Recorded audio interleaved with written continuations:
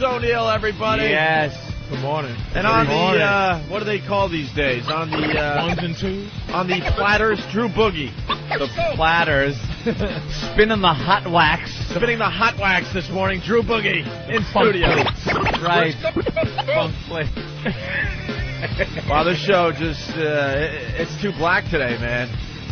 Not really. Between Patrice O'Neal and his spin on life, and Drew Boogie spinning. Light-skinned. You think Drew Boogie's blacking up the show? Yeah, he's like a Latin kind of look. Hawk blacks up the show more than Drew Boogie. He could be Dominican. I could be. I'm just light-skinned Jamaican. Are you Jamaican? Yeah. Light-skinned Jamaican. How does that happen? Wow. Jamaican. There's a lot of mixing going on down in the islands. Which one of your parents, was doing the wrong thing? It was the grandparents. Oh, the grandparents. Yeah, the parents came out all mixed up. What? So you got that one relative that's really white that just looks out of place. But there's a lot of white Jamaicans down there for some reason. There's white Jamaicans, Chinese Jamaicans, the old school. All right, let's slow down with the Chinese Jamaicans. No, it's true. All right, Chinese Jamaicans. I can handle. Yes. No MSG, man. I got cousins named. I got cousins named Woon. Shit like that. Yeah. Really? Woon. You look like you might have a little Asian in you. Yeah. Do you? I hope not. You hope not? Can I get a number 3 with extra duck sauce, please? Okay, delivery be there in 10 minutes. We're off to a good start. Delivery.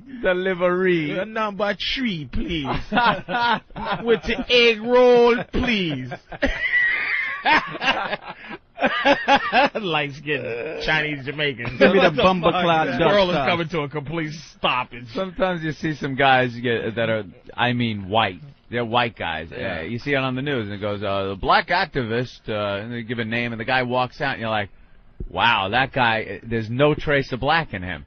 And he's talking, about the cause and everything, and he gets up to the podium, and I just look and go, oh, my God, how many guys like that did I just say some inappropriate shit in front of over It doesn't over really my matter. life? Because black people are the only people that don't vote for their leaders. Yeah. Our leaders are, somebody told us that's our leader. All right, Chinese black man is our leader, no problem. You got it, googie nigga. It's all up to you to know the plight. You're the man. It's weird. We don't vote for any of our leaders, man. No. Nobody says, okay, all right, Al, that's Al Sharpton's, all right. Yeah. Cool, nobody else. He's the guy. All right, well. What the fuck? Why is that? You guys need some strong motherfucker to just step up that can really, pull everyone together. Well, everybody likes this Obama guy, yeah, young but kid. his name scares the shit out of white people. Yeah, but he has the... Obama sounds like Osama, fuck him. Yeah. Osama, That's what people are saying. Osama. Obama sounds like Osama. No, it's not too much. That ain't winning. That's like, Badolf Dittler is running. Let's let me cast my vote. Badolf Dittler. That's a good guy. I look at his platform. It's great. The guy agrees with everything I say, but you're going to pull the fucking handle for him? Joseph Singular. Yeah. He really should change his Joe name. Singular. Change that fucking name, Obama. You do a lot better. Yeah, well. Yeah, it is Obama's, but you know what? He has to. That's the way you pass it off because he's so eloquent. He's eloquent enough to where white people go, wow, he's so.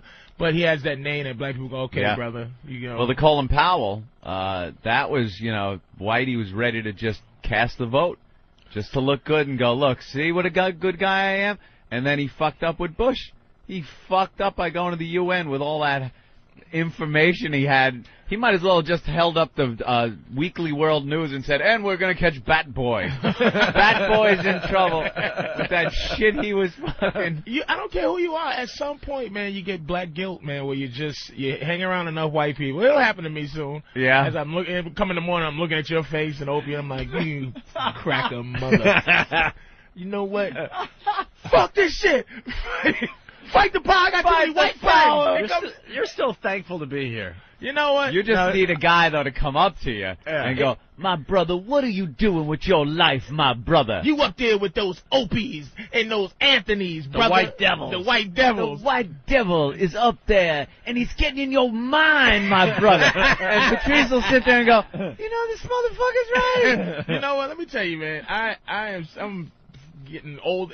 I'm so far away from like somebody guilting me with the black guilt shit. Yeah. Man. I started because I started comedy in Boston, man. So it was nothing but old Irish dudes. Right. Was my mentors. So a lot of the cats that do like only black rooms, they oh man, this nigga man doing white boy shit. So I went through that early, man. My career, I'm like, man, you out of your fucking mind if I sit there and let you like fucking guilt nigga me into like not doing what I feel like doing. My brother, what are you doing, my brother?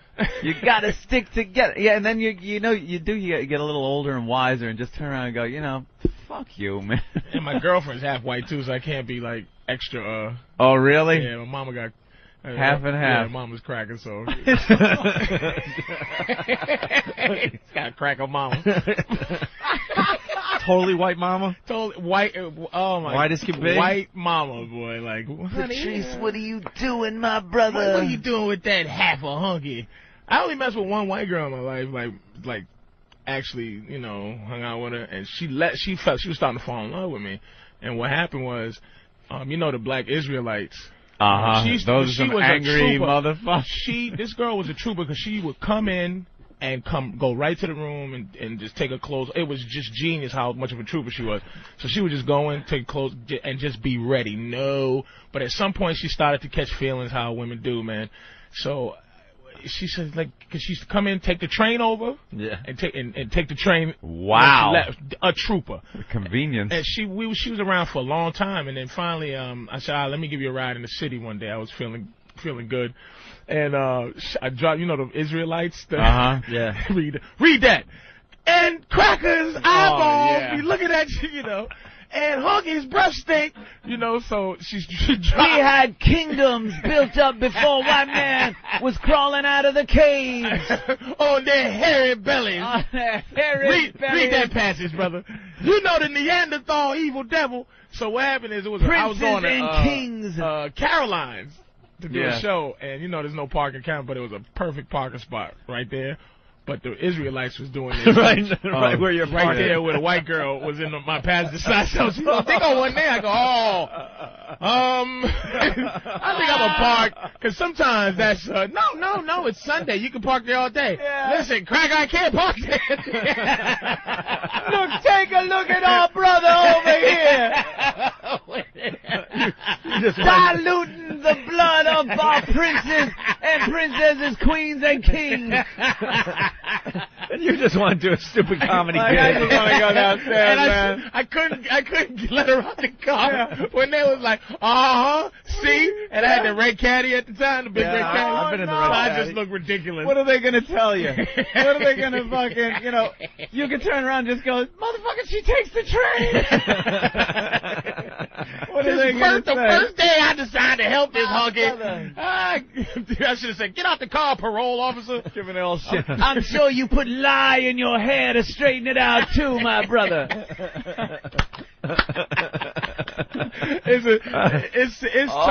White people have no. You don't have pressure on each other to like. There's no not like white that. Pressure, dude.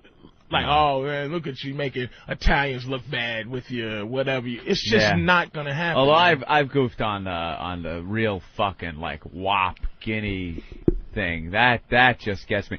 And for some reason, it's completely accepted on television. Where if you put black guys on TV going, well, let me tell you about KFC, motherfucker. This should be some fabulous fried chicken. And niggas would be like, what? They'd be going, what the fuck? You'd see a protest in front of there.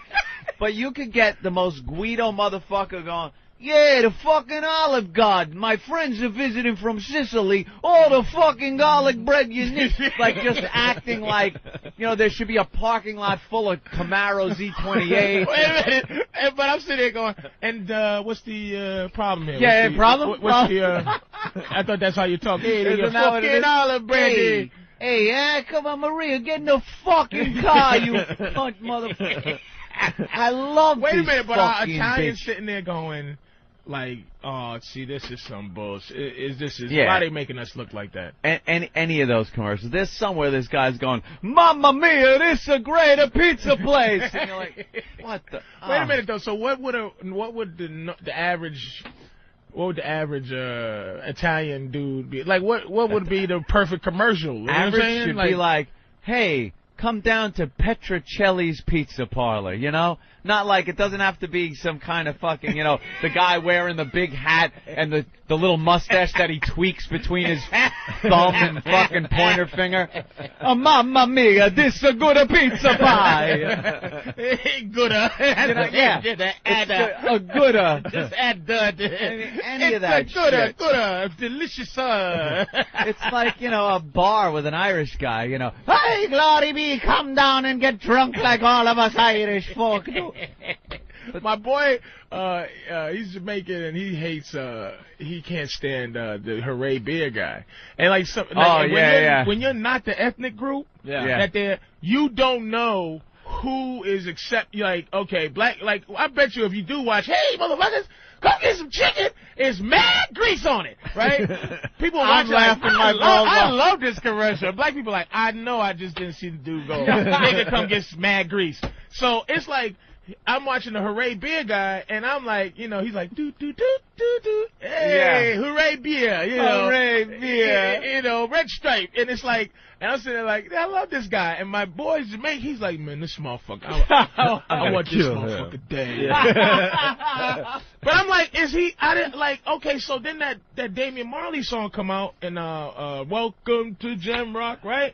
And I'm like, is that, like, now I'm asking him, am I allowed to, cool? like, is he, and he's like, nah, that's, you know, that's Bob Marley's son, that dude's, you know, I guess Bob Marley's sons across the board just get respect, right? Right, yeah. But I'm like, okay, I'm not sure, because the Hooray Beer guy didn't look, like, disrespectful to me. I'm like, oh, I like this guy. Nice he's guy. Dancing, he's a nice guy. Funny. Wouldn't you like to be there, have a red stripe? Yeah, have a red stripe. He's and, there. Hey. That's what I want to do. And he's like, I'll full out ass Jamaican. I'll kill this nigga, man. And it's like he really, and I'm like, I don't know. You know, so the Olive Garden thing is like, come here, you fuck, yeah. It's the and group that get, it's whoever the group is. Because the Olive Garden commercials do. They get me like, just a bunch of greasy wops sitting there just being completely stereotypical. And but anybody else watching just goes, I'll go down there. You really care, though. Shitty food. You really care deep down. No, I don't care where it's like I want to go and kill the motherfucker. Right. But it's like I get more pissed that there are other groups, blacks especially, that you just can't do that with. The closest thing is like the Kentucky Fried Chicken commercial, where the old school guys are going, back in our day it was Kentucky Fried Chicken. Because they call it KFC now. BET, if you watch BET, and there'll be 1,000 different commercials. Malt liquor? Other than, not malt liquor, there'll be like McDonald's and stuff, but it'll always, the new black thing is to make it jazzy. It's a jazz feel, like, 2 old beef patties, special sauce, lettuce, chicken. Oh, yeah. Come on down, get a delicious burger, because it's fruitly doodly. Oh, sizzling, yeah. And the voice of the guy, come down to McDonald's today, you get yourself a... Yeah. It gets a look, it's not like so stereotypical, look at this fucking oh, man. Someone just won $340 million. Look at this. He dressed for the occasion. Holy crap. That guy is wearing a... Where's the guy from? Oregon, I think. Oh, all right. I'm sorry, dude. I try to keep that out of my life. You play the lottery? Nah, I don't. It's just because there's too much pain. It's the dream, and you know, a guy with no money is a guy that when you hear poor people talk about winning the lottery, they go, what kind of car would you buy? It's like, I just don't want to get, like, I guess I start getting really deep into the lottery dream of what I'm going to do. You can do. Surprise my mother with a house and a Beamer, and it's just like, let me not get into that matrix, man. Because then it's just disappointment. Now you're disappointed like you actually had a shot at that shit. Yeah, I just don't. I took me right off of that 3-4. I'm sorry about that. That shit is... That's okay. It causes me pain, dude. I'm telling you, man. Oh. All right, listen, why don't we go to the phone here? Our buddy's checking in. Jimmy! Hi, guys. Jimmy Norton, live from L.A., everybody. Oh, Jimmy! Out there morning, filming Jim. the HBO series. How's it going, Jimmy? Good. And Patrice, believe me, I think your mother is helping you hit the lottery, too. all you have done in this business is fucking isolate people who like you. Not really. We still like Patrice. I love you, Pumpkin. I know it's going to turn eventually, but you'll not like. I just can't stay like. That's why it's like, okay, thanks for asking me to come in once a couple of months. I love Patrice. He's one of my favorite people ever. And I'm listening to this whole conversation, and you're the worst representative for black people. You're not a good black guy. I'm a great black guy. See, I'm a newfangled black guy. You're Samuel Jackson's friend in school days. That's who you are. Which one? The one that goes, yeah, sucker. I'm just a bad human, but I love black people. One thing I don't is that there's no, like, okay, there should be a group of white people rising up against Norton for what he is. You know what I mean? Like, this is not who we are. We are not creepy little mushy aliens from big poke-eyed doughboys. We're not. There is a group rising up against him. It's called All Women in Los Angeles. Are you getting laid out there, dude? One person I kind of hooked up with a little bit, but not really, man. I mean, my esteem is too low to go out and try to hit on girls, and I'm working every day, so I've just kind of pretty much just stayed at work and then come home and isolate. I really haven't done much out here. No, L.A.'s nice and lonely, ain't it? It really is depressing. I was on the phone with my stupid friend the other night, and I wouldn't let her get off the phone. I was just so happy to talk to somebody from New York. It really is. Phony. When I was out there, he was calling me. You know, Norton doesn't call anybody here. No. You call Norton, he doesn't get back to you. He's busy. I was in L.A. Because I got friends in L.A. Norton doesn't have any yet. Aww. And he has to hang out with Rick Shapiro and those bunch of sociopaths, you know. So he's like, hey, man, what are you doing? You should have heard him, like a morning DJ. Hey, I'm out here in L.A. Come on, hang out. And fucking Patrice gives me the worst Patrice blow-off. This is how he blows you off. You're like, hey, man, what's going on? You talk for a minute. He's like, hey, man, are you going to be opening your email later? Or, hey, you going to be around a little bit later on? Or you going to be hungry? In other words. always a little later. In other words, not now. Yeah, a little later never comes. Hold up, Jim. Hold on, I'm going to call you right back. Like something urgent just came in. And there's nothing going on. I didn't hear like a little quiet like someone gets when they get a phone call, so no one's calling him. He just is done talking to you, and he fucking sends a say it. Everyone is you're just an awful friend. No one likes you. I love you.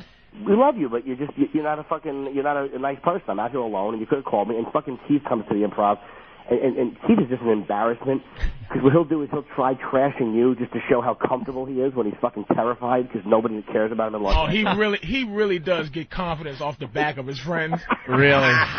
Look at your coat. Ain't that funny, Damon Wayans? Hey, Eddie Murphy, look at his shoes.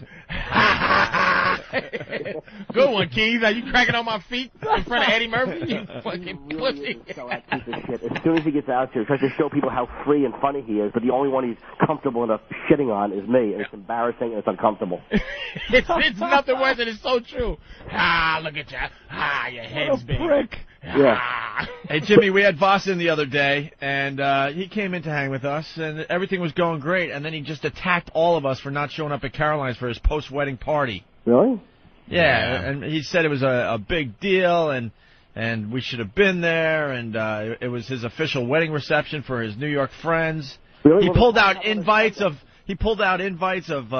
Ben, Steve, and Master Poe. They said they were going to attend, and they never showed. So he's calling everyone out like crazy. Yeah, he brought on the in show. evidence. Well, first of all, he's lucky Ben didn't show up, or he'd owe about 3 times as much as he did from fucking what Ben would have. The damage he would have done at the bar on a fucking Thursday for free would have been a major problem. It would have been. Nothing on that one. All right. Well, I was helping you. I was going to say. Nah, it's all right. I was going to say, it would have been ugly. You know. We understood. We understood it even before you went into the explanation. After what the part that should have got the laugh. I sensed it had nothing, and so I figured just keep talking until someone else. Right. But he was very hurt that we weren't there. Really? Very hurt. It's 4:30 in the morning in L.A. I know. What are you doing up, Jimmy? Fucking lonely idiot. Listen to me. I'm going to bed soon. I have a late call. We had to be at 8 o'clock in the morning yesterday, so I have a 1 o'clock call this afternoon. Hold on. A call, Patrice, is when you have to be somewhere. Okay. Hey, Jimmy. I'm kidding, babe. You know I'm kidding. Babe. How's the shooting going? It's good, man. It's fun. Yeah. How many in the can? 4. We're shooting the second. We shoot the fourth. We're on the fourth one now. All right. So it's going very well. All right. How's that doughy skin under those TV lights? It's maintaining. I'm not in enough scenes to like to do any damage. You know, I just kind of show up, and by the time it heats up, I'm finished. Hey, Norton, yeah, you got a nice sponges. Hey, like a pizza dough. Like a pizza dough. That's the one of Jimmy's like, with the too big of pepperoni eyes.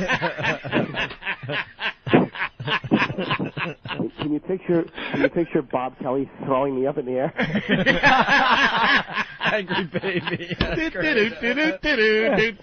Spinning him around, kneading his little belly, watching it rise overnight. Oh my God! You're wonderful. It's 4:30 in the morning, man. Wow. That worked both ways because I could picture Bob throwing him up as Angry Baby too. Yeah. Because Bob does the Angry Baby voice. Angry baby Joe Pesci. Joe Pesci. Same Sure. thing. A couple of things with Jimmy. A week from Monday, you'll be back on the show here in New York, right? Yeah, for the week, man. Yeah, I'm coming back from Halloween. And he's coming back for the Halloween party. Yeah. The Halloween party a week from Monday at the Hard Rock Cafe. It's Are you wearing a costume, Jimmy? Yeah, I don't know what I'm going to be yet. It's going to be a big surprise, guys. Ooh, I can't wait. Yeah. A lot of people asking how they get tickets for this shindig. You just got to show up and hope for the best.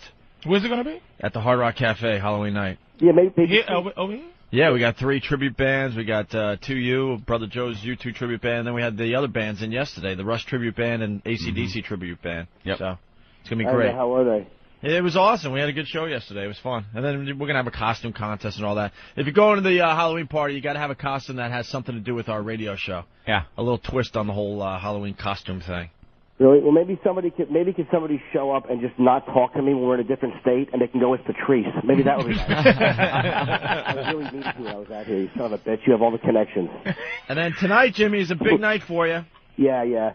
But I felt bad yesterday. I was going to call in, but I was so depressed when I woke up, and I was like, I couldn't just call a plug. I kind of felt like fucking guilty. Like, I can't just call and plug. Why were you depressed, Jimmy? Oh, I don't know. The guilt's over now. Plug away. Tonight, midnight, HBO.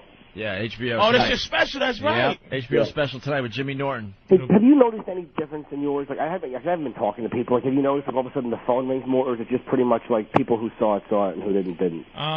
No, your phone will ring. Just the people who really like you, you'll hear from. The parents and shit like that, and some friends. Yeah, but my mother already had the tape, so she saw it, and she was just I can hear you hate when you know somebody so well and you know they're disappointed.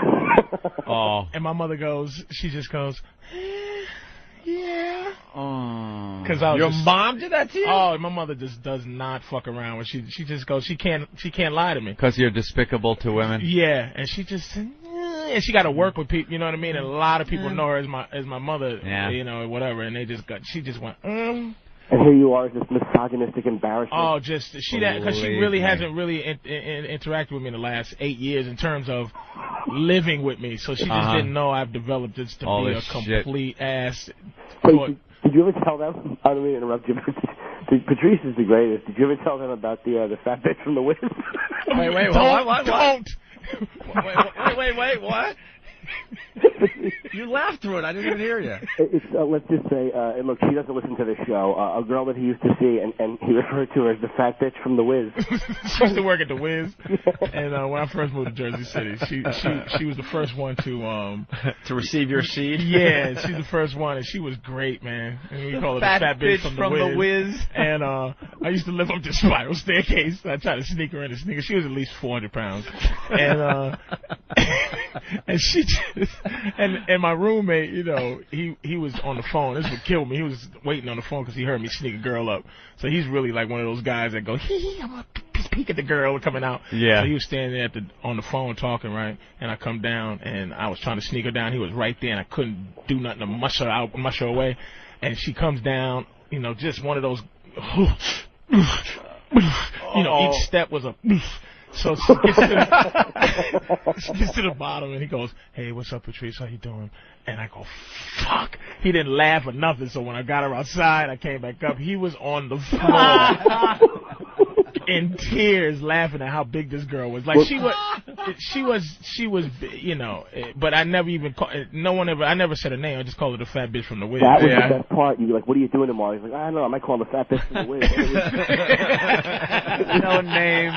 But there was no malice in it. It was just, this is what she is. She's a non-person. She is fat. She works at the Wiz. Yeah, she was fat. Where's the problem?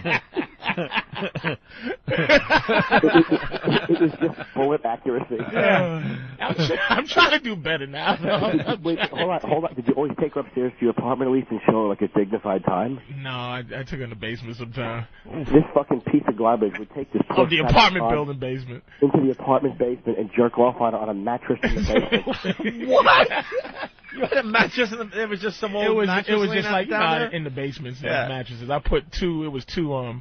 Somebody left office desks down there. Yeah. So I pushed the two office desks together and laid a piece of wood and then put some on top. It's like where Al Qaeda holds their prisoners. That's what it was. It was like It's like a serial killer's lair. It was like Guantanamo.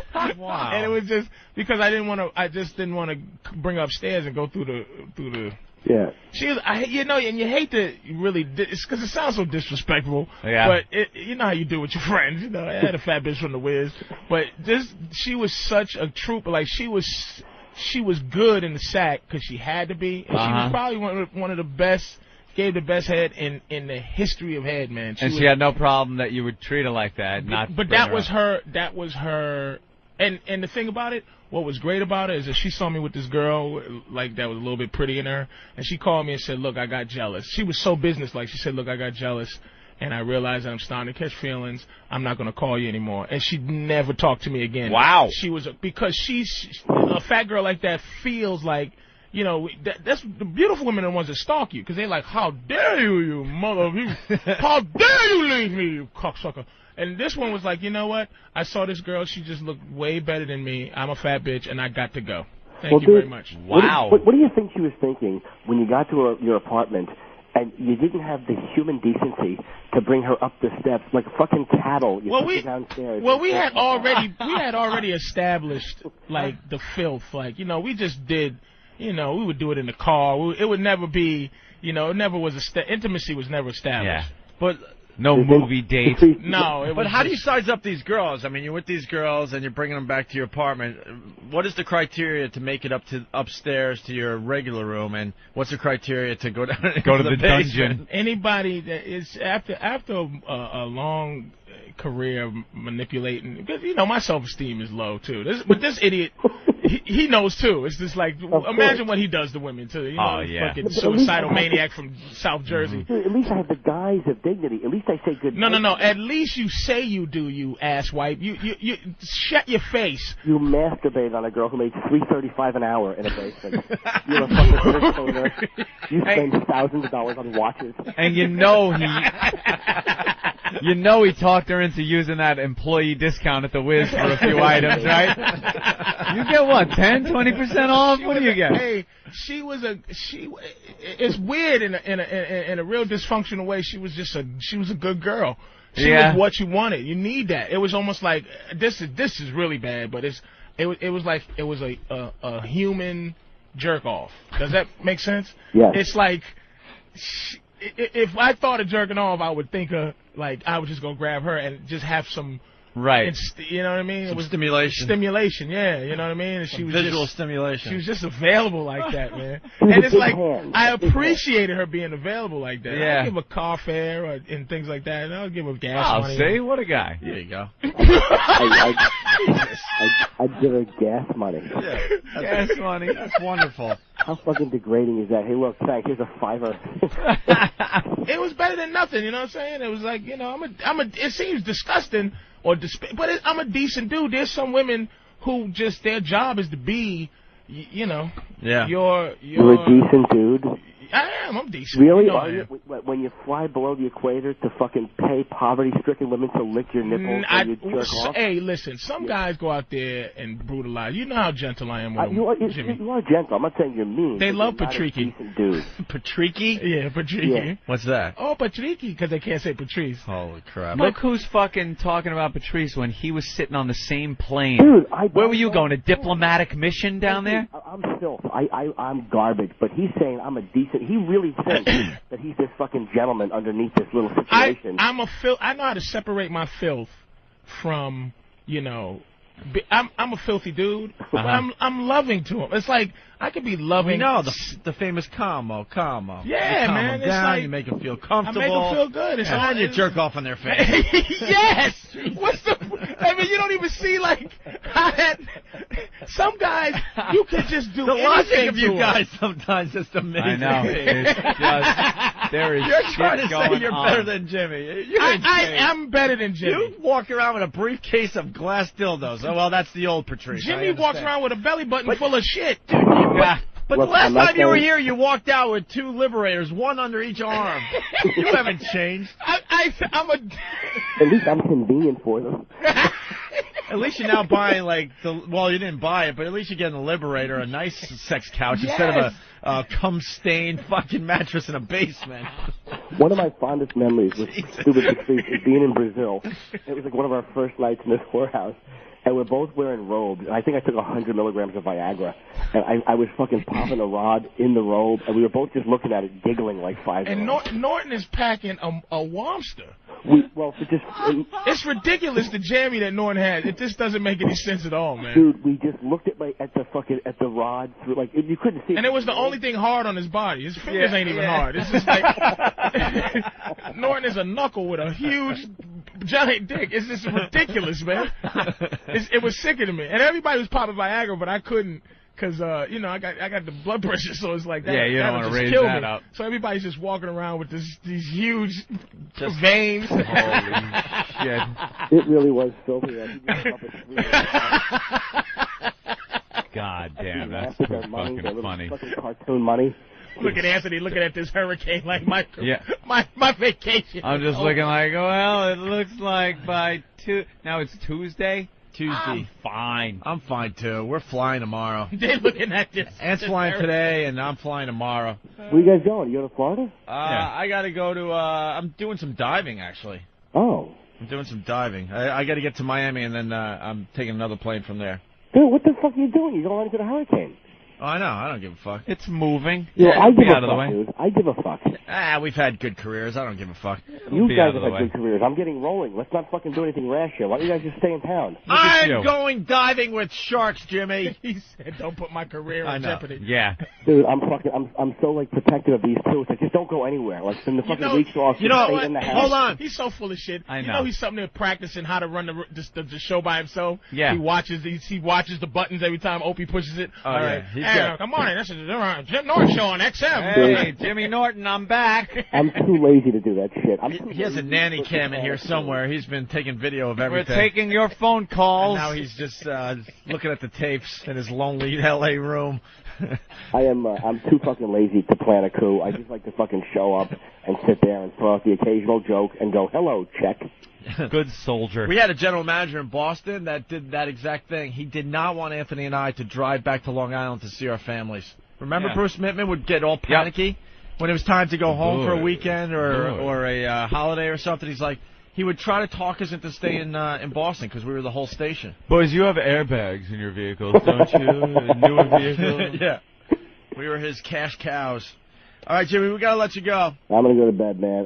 Thank you for calling. We appreciate the HBO thing. Sounds like it's going great. And, of course, the half-hour comedy special tonight at midnight. Yeah, have a great vacation, and I'll see you guys when I get back. And, Patrice, I'll talk to you this week. No, you won't. Bye. All right. Yeah. What am I going to say? I'm hanging up.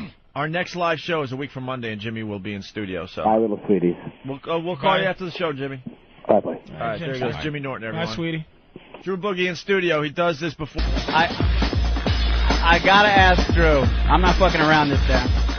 I gotta ask Drew about his equipment. Last time you were here, you had a turntable and then you had a CD turntable. Right. It's like a CD in there, and you fuck with that. Now you got two turntables with two pretty much albums. Yeah, vinyl albums. It's coated on. vinyl. But what the fuck is that? Because you're programming shit into a computer and it's playing on the vinyl. Is that how that's working? Yeah, I'm thinking he's at home with fucking vinyl burning machines. Wait a minute. Putting this stuff on there, but That's what I thought. it's I'm like, all how did you get our digital. shit on a fucking record? So there's some kind of digital code on the albums, and the turntable picks it up, and at some point you've programmed. This is the code right here. It's just a tone. And what it does is it runs the computer, and all I have to do is just play the song. Here it has a section for the left turntable, section for the right turntable, and all I have to do is choose the song. So I could go through the list here and go to let's see this. And it's the same vinyl spinning. It's and all of a sudden, what's on it changes because there's really nothing on it but a digital tone that now I can instantly change it. Yeah, the computer's doing it. So now I can put anything in here that I want, and I can spin it just like regular vinyl, like I'm comfortable. That is fucked up. I have an observation, though. I got scared, but now I'm going to breathe a sigh of relief. Yeah. When you looked at Drew like, what the hell are you doing over there? And I'm like, I thought Drew was going to just explain scratching with 2 turntables to you. No. I'm like, where has Anthony been? What are they doing there, the kids, with the record album? That could ruin the style. That's what I thought Drew was going to have to explain to Anthony. I was going to be like, holy shit. But I didn't see the computer. And it's the digital age, my friend. Because I saw him he hasn't removed the vinyl from the turntable. Right, and it's that's playing amazing. His explanation, I still don't get. And really? It's like, I know what he's doing. I know what's going on. Right. Theoretically, but that's amazing that he's scratching up the computer. Well, the records are not changing off the turntable. No, it's what it is. The computer can identify the tone on the vinyl. Right. So the computer knows if it hears such and such a tone to put this music on there, where to replace that tone with this music. Exactly. That he has chosen. That could be changed at any time. Exactly. So he never has to change vinyl. Yeah. He just changes a few things on the computer, and he's got a whole nother friggin' album what's it there to connected work to? with. It's connected. What's it connected to? You see this box over here? Yeah. The turntables are connected into that. That goes into the mixer. That box connects USB to this Oh my God, laptop my brain here. just exploded. Thank you. And this is what the DJs are doing now Holy because crap. it's much easier than carrying vinyl. Instead of carrying a whole box full of vinyl. So this destroys records. This now. destroys records, except for the one company that makes these records. The digital record. The company. digital age is just taking. Yeah. Do you look at your CDs at home like, oh my God, see, CDs? I'm always two. I mean, I still two use, notches behind. But I still use my CDs, but I could see where this is such a waste of space. And I'm defiant. Like if I was a DJ, I'll still be DJ Vinyl Man, because it's like I'm like F this, man. I'm gonna stay true to the game until I see. They call him DJ Vinyl Man. No, this the motherfucker. He's still doing it old school. DJ fuck technology. Carrying your crates of records. Yeah, I keep it real, baby. And he's like 7 steps ahead. Like I refuse to have an iPod just because I go, But it's ridiculous not to have. So now an you iPod. still have to carry all your CDs around because you don't want to get the iPod in garbage dummy. bags. It's just ridiculous, man. Still regular Techniques turntables. Regular Techniques Techniques standard. This is regular Techniques, regular vinyl. It's just 15 minutes of this tone on it, and 15 minutes goes right through, so you can have like a whole song. I got to ask you another question, a more important question. Are you starting to make money off this? No, well. No, I mean with doing this. No, this I just do for fun. What happened was not with us. I mean, in your regular life, are you starting to make some cash? Because the shit you do is unbelievable. No, I make cash doing other things, not like playing out. Damn, man, we got to figure that out for you. Wait a minute. Because I'm cool. I do a lot of production, like what Steve uses for the show, as far as sound effects for the promos and stuff like that. That's what I do. And sometimes I put some scratches in there and whatnot. For your rent. That's what you do. Yeah. But who? Just this company? No, for all around the world. A lot of people saying you should be here every Friday. Every Friday you should be here. All right. Drew Boogie in house today. Very good, Drew. Wow. Bringing in the technology. Patrice O'Neill, where are you going to be? We got to get some plugs in for you. You've been killing for us. Oh, I'm just hanging? Yeah, comic strip. You got a website yet or anything? Yeah, I got a website, PatriceO'Neill.com. Right, I'm just trying. Like I said, I'm 7 notches behind success. Yeah. really fast. He's programming by hand, like HTML. Doesn't even have like a web building program. He's got a newsletter he mails out. I got dial-up. Dial-up. Yeah, let me get on.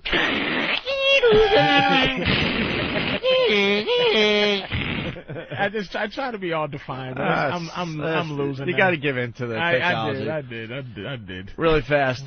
This is going to bore Patrice to death, but I was at the Islander game last night, Anthony. Islanders Rangers. What's Islander? At the Nassau Coliseum. It's a sport called hockey that the brothers are not into. Back? Hockey is back. Oh, better wow. than ever. Shootouts and everything. Change some of the rules to excite people. Wow, hockey's back. Yeah. I didn't know. You're kidding, right? No. I never see Sports doesn't highlights. touch on it. I was saying the same thing the other day. Sports doesn't touch on it. Wow. I think it's gonna really start growing again because they changed a lot of the rules and made the game faster and more exciting. How's Gretzky doing? Is he They still got scoring? shootouts. No. Gretzky's actually a coach. He's coaching. For the Phoenix Coyotes. Yep. Phoenix. I know. Phoenix hockey team. I think he's part owner too, or I don't know. How do you do that? He got some deal going. But went to the Nassau Coliseum, which is just a shithole, an absolute shithole. They really need to build a new It's venue. embarrassing, man, because I'm bringing people to the game because I got 4 season tickets, and it's one of these things I'm doing, bringing people to the game. And they're from out of town and this and that, and it's like, this is your hockey arena? It's all dated. It's a shithole. The security stinks, the vendors stink. The whole layout is Dude, shitty. We're at our seats, right? It's Islander Rangers. This is a huge, huge deal in the New York area, right? Halfway through the first period, everyone finally got to their seats. Know why?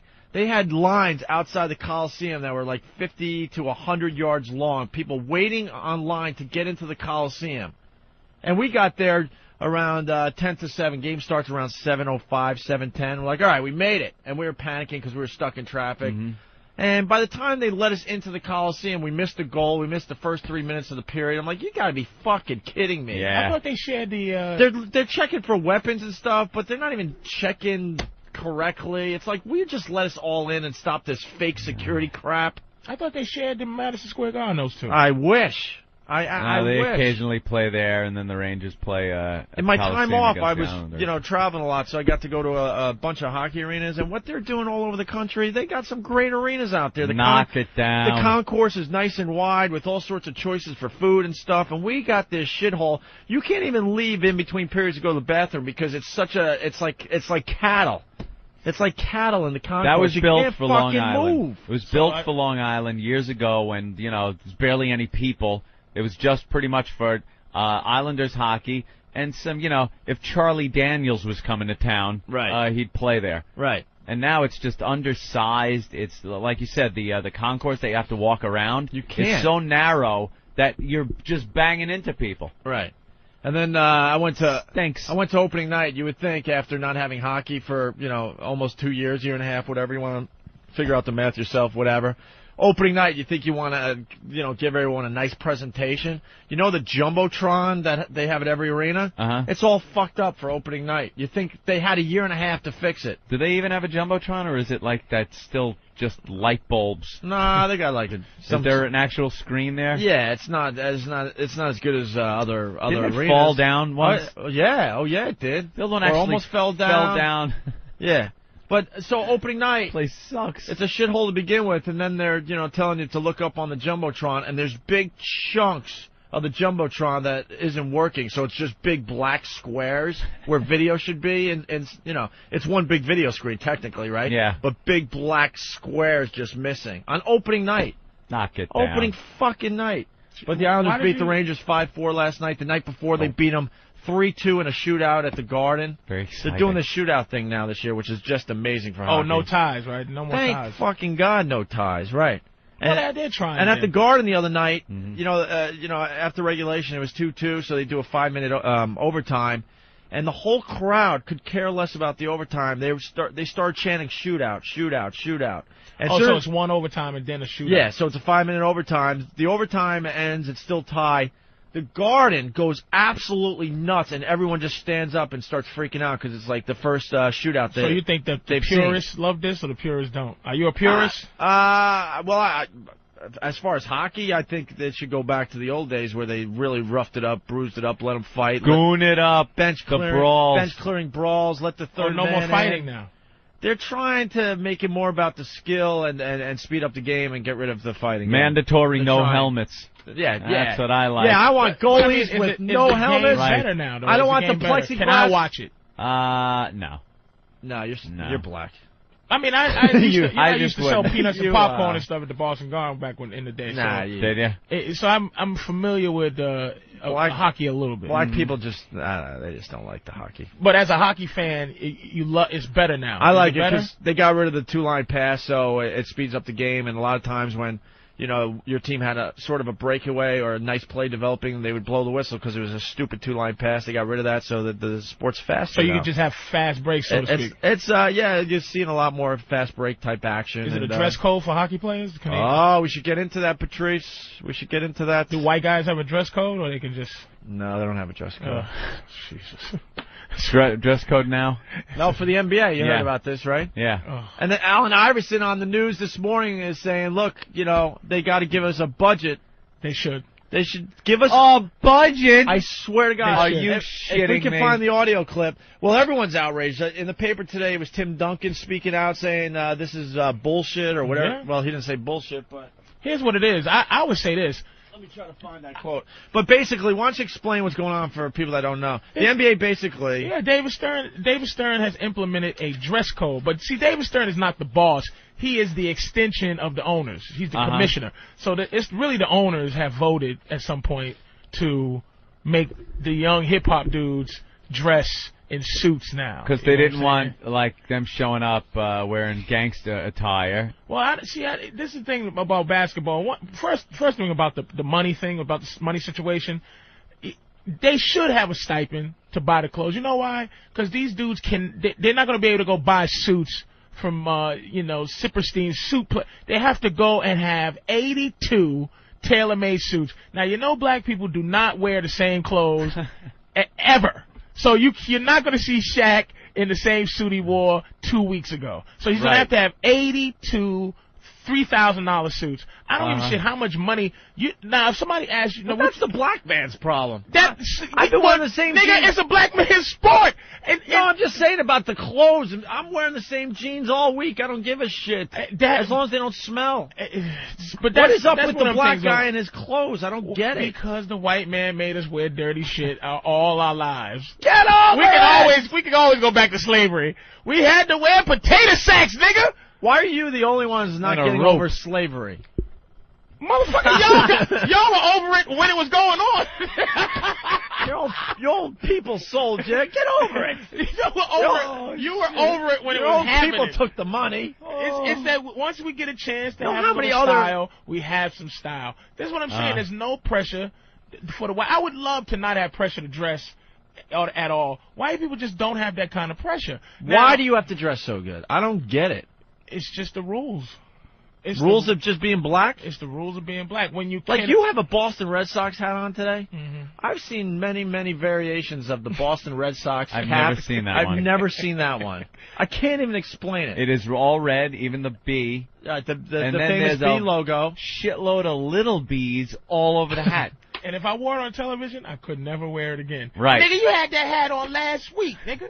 It's like you had that hat on Leno. I'm like, what the fuck you talking about? Memory like a steel trap. Yeah. So these dudes, man, look, you have to get your suits tailor-made. For somebody to tell you that you have a marketable skill. See, here's the thing I would do. I would try to find out what the fine is going to be to wear, not to wear the clothes. Pay the fine for a year straight. Where would I probably be cheaper?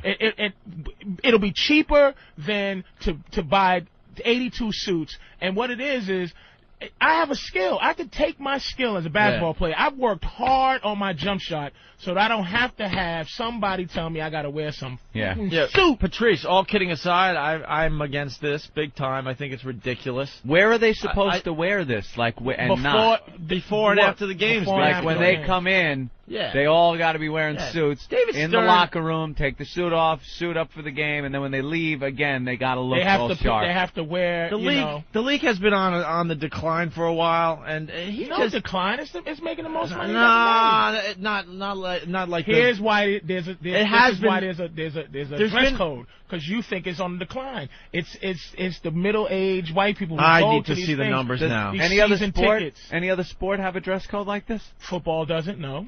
They can just because football doesn't have an image.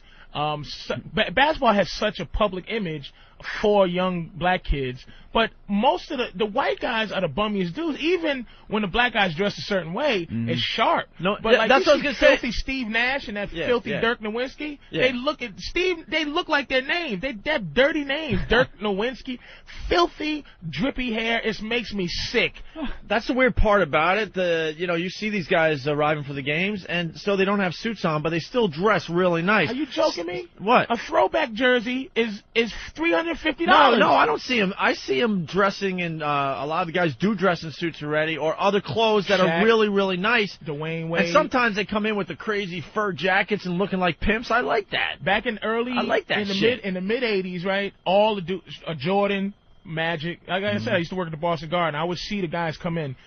Only guys that dress like bums: Larry Bird and Kevin McHale. Like complete bums. I believe High that. waters. Fucking hayseeds. Wrist showing. Larry Bird dressed like a goddamn pig. And everybody, you should have seen Artist Gilmore, Robert Parrish, all in suits and everything else. But there was no hip hop culture that was dominating. Now is that the problem? Is that the problem they had? It's a 22-year-old black man. He's dressing like a 22-year-old black kid. And why? $1 million. Why is that a problem? Like, I don't see if he comes in because there's a culture associated with hip hop that's violent and this and that and other. I'll agree with that. But I didn't hear one black dude calling in the other day with the gun with the thing shooting off guns. Oh yeah. Yo, son. Yo, I'm here in South Philly. Ready? Yeah. Glock 49. I stole off this motherfucking cop. Ready? Listen. Bop, bop. Yeah, nigga.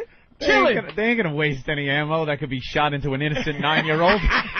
Why the fuck are they gonna waste ammo? White people love wasting ammo. I'll shoot a tree 80 fucking times. I just hate that, hockey, baseball, football, basketball, they're just trying to clean up their image constantly, man. Let the NBA guys wear whatever the fuck they want. Let the fucking guys, after they score a touchdown, dance their asses off and make fools of themselves. I don't give a shit. So it makes it more entertaining. They want them to come in dressed like John Gotti. Fucking hockey, the bigwigs think, hockey doesn't need fighting anymore. That's bullshit. The fans want to see it fighting in hockey. Stop with this shit. They're trying to make it too classy. But fighting is different from a style. No, I'm just like you're trying to ban style, right? And I mean, fighting is different. I'm just throwing it all together. It's like you can't throw it all together, Opie. You can't throw hockey in with style. Like fighting is different. No, well, this has just got my goat, as they say. But if they scored a goal, if a hockey player scored a goal and then held his balls and lifted up his right skate and slid one like. If the celebrations it's going to be a problem. Yeah, baby, they skate a figure eight or do something. Yeah. Then there's something to like go. Then they're going to get know what happens after that? They get the shit beat out of them. But by who? By the other team. Actually, like wait, you score a goal in hockey and you start like really, You do a victory dance. You do like a victory dance. There's a couple moves that the players do in general. One skate with the arm pump. Yeah, that type of stuff. I've seen that one. The shit you could do on PlayStation 2. Yes, right. Of course. But if you do anything outside the moves that are kind of accepted, you're going to get your ass beat after scoring. Well, how come football players are not concerned about that? Football players, they do the worm, they do the river dance. And football is the most dangerous sport there is. There's nothing but violent hitting. Yeah. So it's like... Did somebody actually do the river dance? Chad Johnson did the river dance. Oh, yes, he did. He did. All right, that's fucking hysterical. Chad Johnson did the river dance. Isn't he the dude that's doing a new dance every time now or something He's trying, like that? but he's running out. He's running out. He asked the fans to like... Yeah. Like, please send me out. Funny as shit. You haven't seen the video of him doing the river dance? Oh, it's classic. Oh, is that good? It just should not be a dress code, man. Especially when you got a market with a skill, man. When you got a skill that you can sell all over the world, NBA is the highest level of your skill, like to sell it, the buyer. Right. But you could go to Europe, you could go anywhere and sell your skill to the Globetrotters or whatever, and you go, fuck, the whole league should get together and just dress however the fuck they want. I would go against Stern. But when you get Iverson going, they should give me money for clothes. I understand what he's saying. It's not a he's not going to get our sympathy, you know? That's what see, that's the thing. It's like, And Duncan in the paper, I found it really fast. NBA code retarded. Look, Al and I, these dudes are not paid to be like you said, like we were talking about earlier, the spokesman for. It's really they're the president of themselves. You know what I'm saying? Right, yeah. And basically, it's like a stipend means, look, I spent half my money on these throwback jerseys, man. I don't care if I gotta take your hand out my pocket. You understand? Yep. It's like I have to go. For me to dress. See, this is what I'm saying. If it was like you said, white guy rules, they'll just go, okay, I'll go down over to You're talking like $250,000 worth of suits they're going to need to. You're talking a lot of money to go get these things made, to take time out your day to go to do something like you work for a fucking company at Look, man, a 9 to 5. Kiss my ass. You're not going to get the fans on your side with that. Who cares? They make enough money to us it's like, Opie, whatever. do you want anybody in your pockets, man, telling you what you're supposed to do with your money? Exactly. Well, if XM Satellite Radio told us we have to come up here in a suit and tie every day, and it comes out of our pocket. With your money. Exactly. With your own money, I would be pissed. Well, Duncan says this about the dress code. I think it's a load of crap. I understand what they're trying to do with the hats and do-rags and jerseys and stuff. That's fine, but I don't understand why they would take it to this level. I think it's basically retarded. I don't like the direction they're going, but who am I? Now, this guy is talking about the do-rags, and he's still qualifying. See, what he's saying is, like, how he dresses, he dresses like a big Bahamian. He's from the Bahamas or whatever, or the Virgin Islands or something. So they walk around in linens and, they dress retarded, too. But he's, like, saying, well, look, I don't want to dress in suits, but I can understand you, getting rid of this hip-hoppy thing, you know what I mean? But let them, I say, dress any goddamn way you want when you're worth $1 zillion, man. Has anybody tried racism yet about Of course they have. Because the league is black, but the white players are the worst dressed. Yeah. But the league is black. The league is black, and the owners are white, and the owners dress like bums. And what's the game? Mark Cuban from Dallas. He's like, man, kiss my ass. I own the team. I'm dressing. And then he goes, well, I don't approve of this thing. And then he goes, well, don't your players have to? He goes, yeah, they got to do it, but Mark Cuban's a really cool guy. I fucking own the team. I met that dude. I was lucky to meet that guy. He's a cool guy. I like Mark Cuban. He's like a real renegade. And he's insane. He's like a billionaire that's absolutely insane, and he's just playing. He bought a team because he could, and he's just playing. That's all he's doing. He's the Stop cleaning up our sports though. In general, I'm just making a general statement because the code thing got me thinking. Stop. I say I don't know. That's why the X Games and these other sports that are coming around, they're getting very popular because people like to see the down and dirty shit. The dirt. Let me tell you something, man. I like to see the dirt in my sport. Are you a I like to fan? see the fights and everything. Yeah. Are you a football fan? Yeah. I like my Jets, but look, football has become like the rules and the God and the G. Like when I played football when I was younger, if we hit somebody and he fell and he didn't move and was paralyzed, we didn't hold the other team's hand and pray. We used to all hump in a circle over him and say, yeah, motherfucker, get up. Look at his leg twitching. He's paralyzed. Yeah, come get your boy. He's probably dead. That's what we did when we played football. That's why I'm like steroids. I'm so with you, man. I want steroids. Now after the games, they go into a pray circle. Some prayer. We never would touch somebody and pray. If you believe in God and all that, great. But all of a sudden they get together, hold hands, and do a quick prayer. That's at center field or whatever sport it would be. We used to pray somebody got paralyzed on the team. Please, God, please let his vertebrae get snapped. We didn't, and the steroids thing, it's like, what do I care that Barry Bonds takes steroids? Right. I want to see him hit 800-foot home runs. I don't want to see these. It makes it more exciting. Yes. And why are they playing? So the people fucking watch to entertain the people. What comedian, because I don't want to rip them off, who has the joke about, they talk about steroids and stuff, but they don't go after the musicians who made some of their greatest music on drugs. On drugs, right. But they did it on drugs. Yeah. They were performing on some kind of substance. Well, and came out with their best shit. When these rock guys, clean up their act, that's when the shitty music comes out. Yeah. And what if, like, some of my favorite Beatles music is off when they was on acid, the acid trip thing, Strawberry Fields, and I like that trippy shit. You know what I mean? What are they going to say? Musicians, no drugs. We're going to be testing you. If you come up positive for drugs, your album's getting pulled. Well, I guess drugs help your creativity. Yeah. Without a doubt it does. Mm-hmm. But I guess steroids will help if you don't take steroids and you play football against a dude that does. Oh, yeah. You'll get your head smushed in. You're done. Anyway, to wrap up a little, I guess we're doing a little sports here. You hear what XM Satellite Radio is doing? The World Series starts, tomorrow night? Indeed. It's obviously Houston and Chicago going at it. It's pretty funny. Who do you like? It's pretty funny. The New York paper here, the Daily News, the sports section on the cover shows 4 pitchers in the World Series that George Steinbrenner basically let go. Yeah. The Roll old Rocket, Yankees. Andy Pettit. Who are the other two? Yeah, El Duque and Contreras. All were Yankees at one time. Yeah. But anyway, XM Satellite Radio just announced this yesterday. It's hitting all the papers and the press. This is unbelievable. XM Satellite Radio, which carries all Major League Baseball games, is giving away coupons for free XM radios to everyone who attends Game 1 of the World Series at Chicago's U.S. Cellular Park, Anthony. Ooh. If each of the 40,000 fans cashes in the coupon for the $80 Delphi Road XT, that's the new roadie, yeah. That's a retail value of about $3.2 million. XM will then do the same thing at Houston's Minute Maid Park if there's a Game 5. That is a huge, huge giveaway. They're saying it's like the biggest giveaway in World Series history. XM on the ball once again. What are they doing exactly? They're giving away like coupons for XM radios to everyone that enters the game 1. You get like a free. Yeah, then you just go to a store and you hand them the coupon and they give you your XM radio.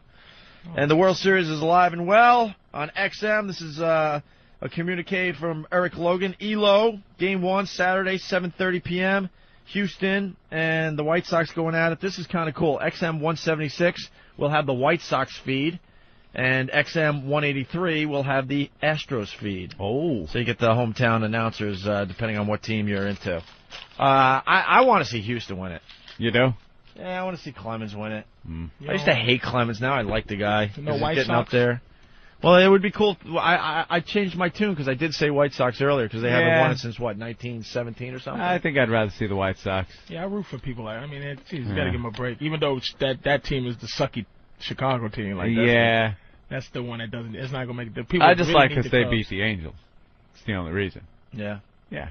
That's it? They beat the Angels. That's it? So that's the team I'm going for. All right. Because they japped the Yankees out of. This started with me going to the hockey game last night. I got to just give you an update. I went to our restaurant last night. I bought a restaurant with my brothers. That's right. I'm a silent part. I'm not going to lie to you. Here in Boston, right? On Long Island. On Long Island. In Huntington. And I went to see the progress of the construction. Uh-oh. Was everybody like, oh, the boss is showing up. Look out. Here he comes. Couple things. My brother found out that the guy upstairs from him has been tapping into electricity for years. He discovered it because he has an electrician, working on some shit, right? And the guy's like, the guy is tapping into your electricity. Guy's just been stealing power. Somewhere along the line when the restaurant was closed, this guy had access to the basement, and he plugged into our electricity. I guess I could say our electricity. That's great. And it has been rocking and rolling, free for a while. So my brother, he's just like me, right? He turns off the circuit breakers, shutting off all power to the restaurant, which in turn will shut off power to his stupid apartment upstairs. And then my brother just sits in the dark with a flashlight. Waiting for him he's to just come like down. me, just a psychopath, just waiting. And sure enough, you hear the guy that my brother tells the story coming down the stairs all pissed off, walks into the restaurant. My brother turns the flashlight on right in his eyes and basically says, "Hello, motherfucker. Hey, what are you doing? We got some things to talk about." And then it turns out, and this is why I'm talking about this today, this guy is friends. You're going to die when you hear this one. Why? With Bernie Getz. The Bernie Getz, Subway the Bernie gunman. Getz that will not come back on our show because of what we did to him. And he's been known to be in this exact restaurant that we bought. Because his friend lives right upstairs. I guess he does B movies with this guy or something. B movies? You know those stupid B movies that no one watches? Jesus, y'all got into some creepy shit, Yeah, what man. the hell, man? That's creepy, dude. That kind of shit scares me. Why? It's like ominous kind of. Yeah, it's a little weird. Yeah, weird shit. Because man. the guy brought down. I guess he found out that I don't know. I'm part of this whole thing with the restaurant, so he brought down like Bernie Getz articles and left it on the bar. Uh-oh. Because he has access to the restaurant, which pretty much ended yesterday. Oh, really? Oh yeah. So he came down. He was like, "Who the hell? Yeah, Who the hell turned off my Where's my electricity light? that I've been stealing?"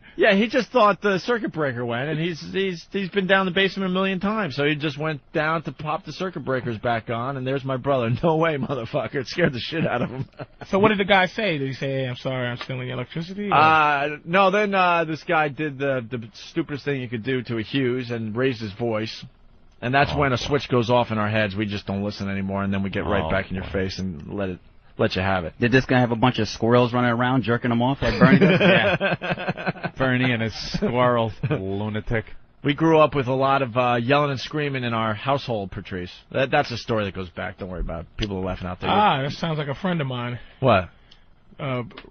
William Burr. Oh, yeah. Well, Bill told us yeah. some really funny parent I grew up stuff. with some screaming from the mom. Who didn't? So when that happens to us now in our adult lives, you ain't getting anything done. You just I don't even listen. You just yell at people. I don't listen. I just shut off if you yell at me. I just shut off, which is kind of strange because I'm the biggest yeller around here. But I guess weird. Who mom. yelled more in your house? No, your my mother? mom. See, now my father was the yeller, so when I hear like yelling, I kind of like just cower and get like, oh, stop it. Like yelling annoys the piss out of me. I get like this. I get the douche chills. Unless it's coming from like an apartment next door or something. Yeah. I love when you hear.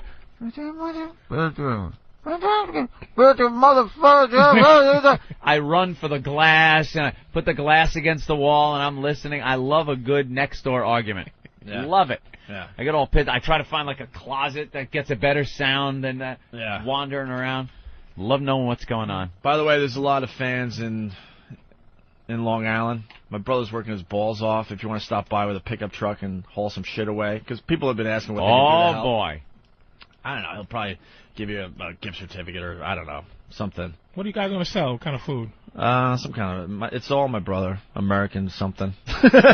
Is he? We're not going Italian. He's not a cook, is he? American bistro. He's a great cook, actually. He's been in the business as long as I've been doing radio. He's really good. So, American cuisine. If you're in the Huntington area, my brother's at 400 New York Avenue. 400 New York Avenue. Stop by and say hi, either today or sometime this weekend. And if you want to lend a hand, he's looking for some able bodies. Opening? We were hoping for like November 1st, but I don't think that's happening. And you guys Irish, right? No, everyone thinks that. You're not Irish? I'm a mutt. Oh, just a bunch of European. Just the most I'm a quarter Polish. Guy.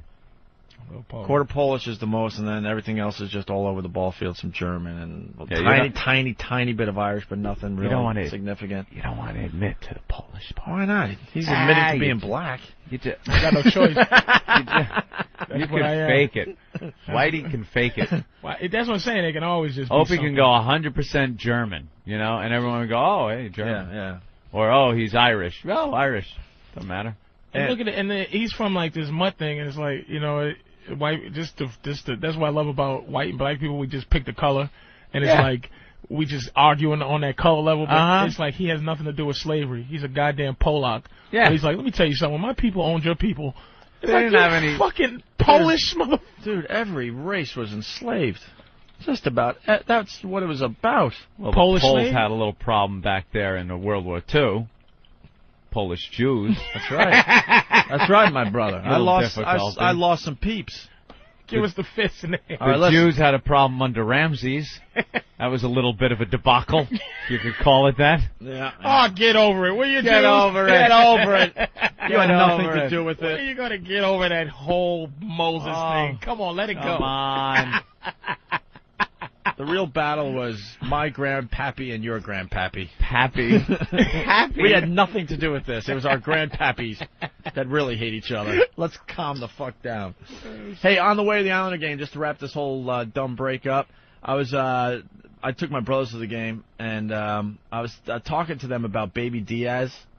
Right. Ronnie told that. Ronnie told an unbelievable story about Baby Diaz. Of course, Ron and Fez are on after us at 11 a.m. Here on the East Coast. Hysterical program. And I retold the whole Baby Diaz thing, and they were laughing really hard because it was something that just I found extremely, extremely funny. Ronnie, real quick, yesterday, I guess right at the end of their show, had a take on something that I had never heard before. Some guy called up to bash their show. Right. Calls up and goes, I listen to O&A every day, and they rule, said something like that, and I can't see why they gave you guys a golden ticket, because I listened, and you guys suck so fucking bad, and Ronnie just unloads on him and goes, well, you know something? You know something about your heroes? You know something about your heroes? We're friends with them. You worship them, we hang out with them. So how about that? And just, shut the guy up. It was attack that I had never heard before. You like O&A? You're like, yeah. Well, they're our friends. We hang with them. You worship them. We're their friends.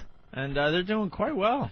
Of course they got their own audience. They're doing their own thing. We share a huge audience, and then they got their people that like them better than us. So that's just how it works. You go to the message boards, and there are people that are like, I love O&A, but I can't stand Ron and Fez. And then you got the other people that love Ron and Fez, can't stand this show.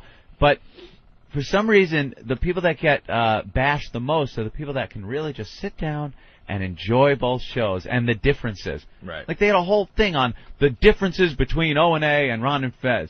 And instead of just talking about the differences, it's like, well, O&A suck because they don't do this, or Ron and Fez blow because they don't do this. Yeah. Not just looking that the two shows are completely different, which is a great thing. Mm-hmm. If you have two shows on the same channel, you don't want the same fucking show twice. I find Ron and Fez hysterical. I listen on the way home. Hysterical. Different than us? Of course. Very different. That's why great. we like them. Yeah. All right, and they're on right after us at 11. But I was telling the Baby Diaz thing in the car on the way to the Coliseum last night, getting huge laughs. Mm-hmm. But I told my brothers I can't do the story justice, so I'm playing it here. We haven't played this in a while, so we'll play this, and then Drew Boogie, who's spinning for us because it's the day before vacation, will spin us out of here for a little while. When we get back, we got Stalker Patty with part 2 of her book report. We got brother. Big A that's going to do... She bring chocolate? Yeah, she brought chocolate, looks like. And Big A's going to be doing the best of Leno and Letterman's monologues from the week. Were you here last week when he did it? No. He started doing it, and it was really funny, and then we ran out of show. Ran out of time. So we're going to try to get him on next. Did you hear this one, people? You got to hear him do stand-up. It's a wreck. Oh, my God. Where did this happen? Where?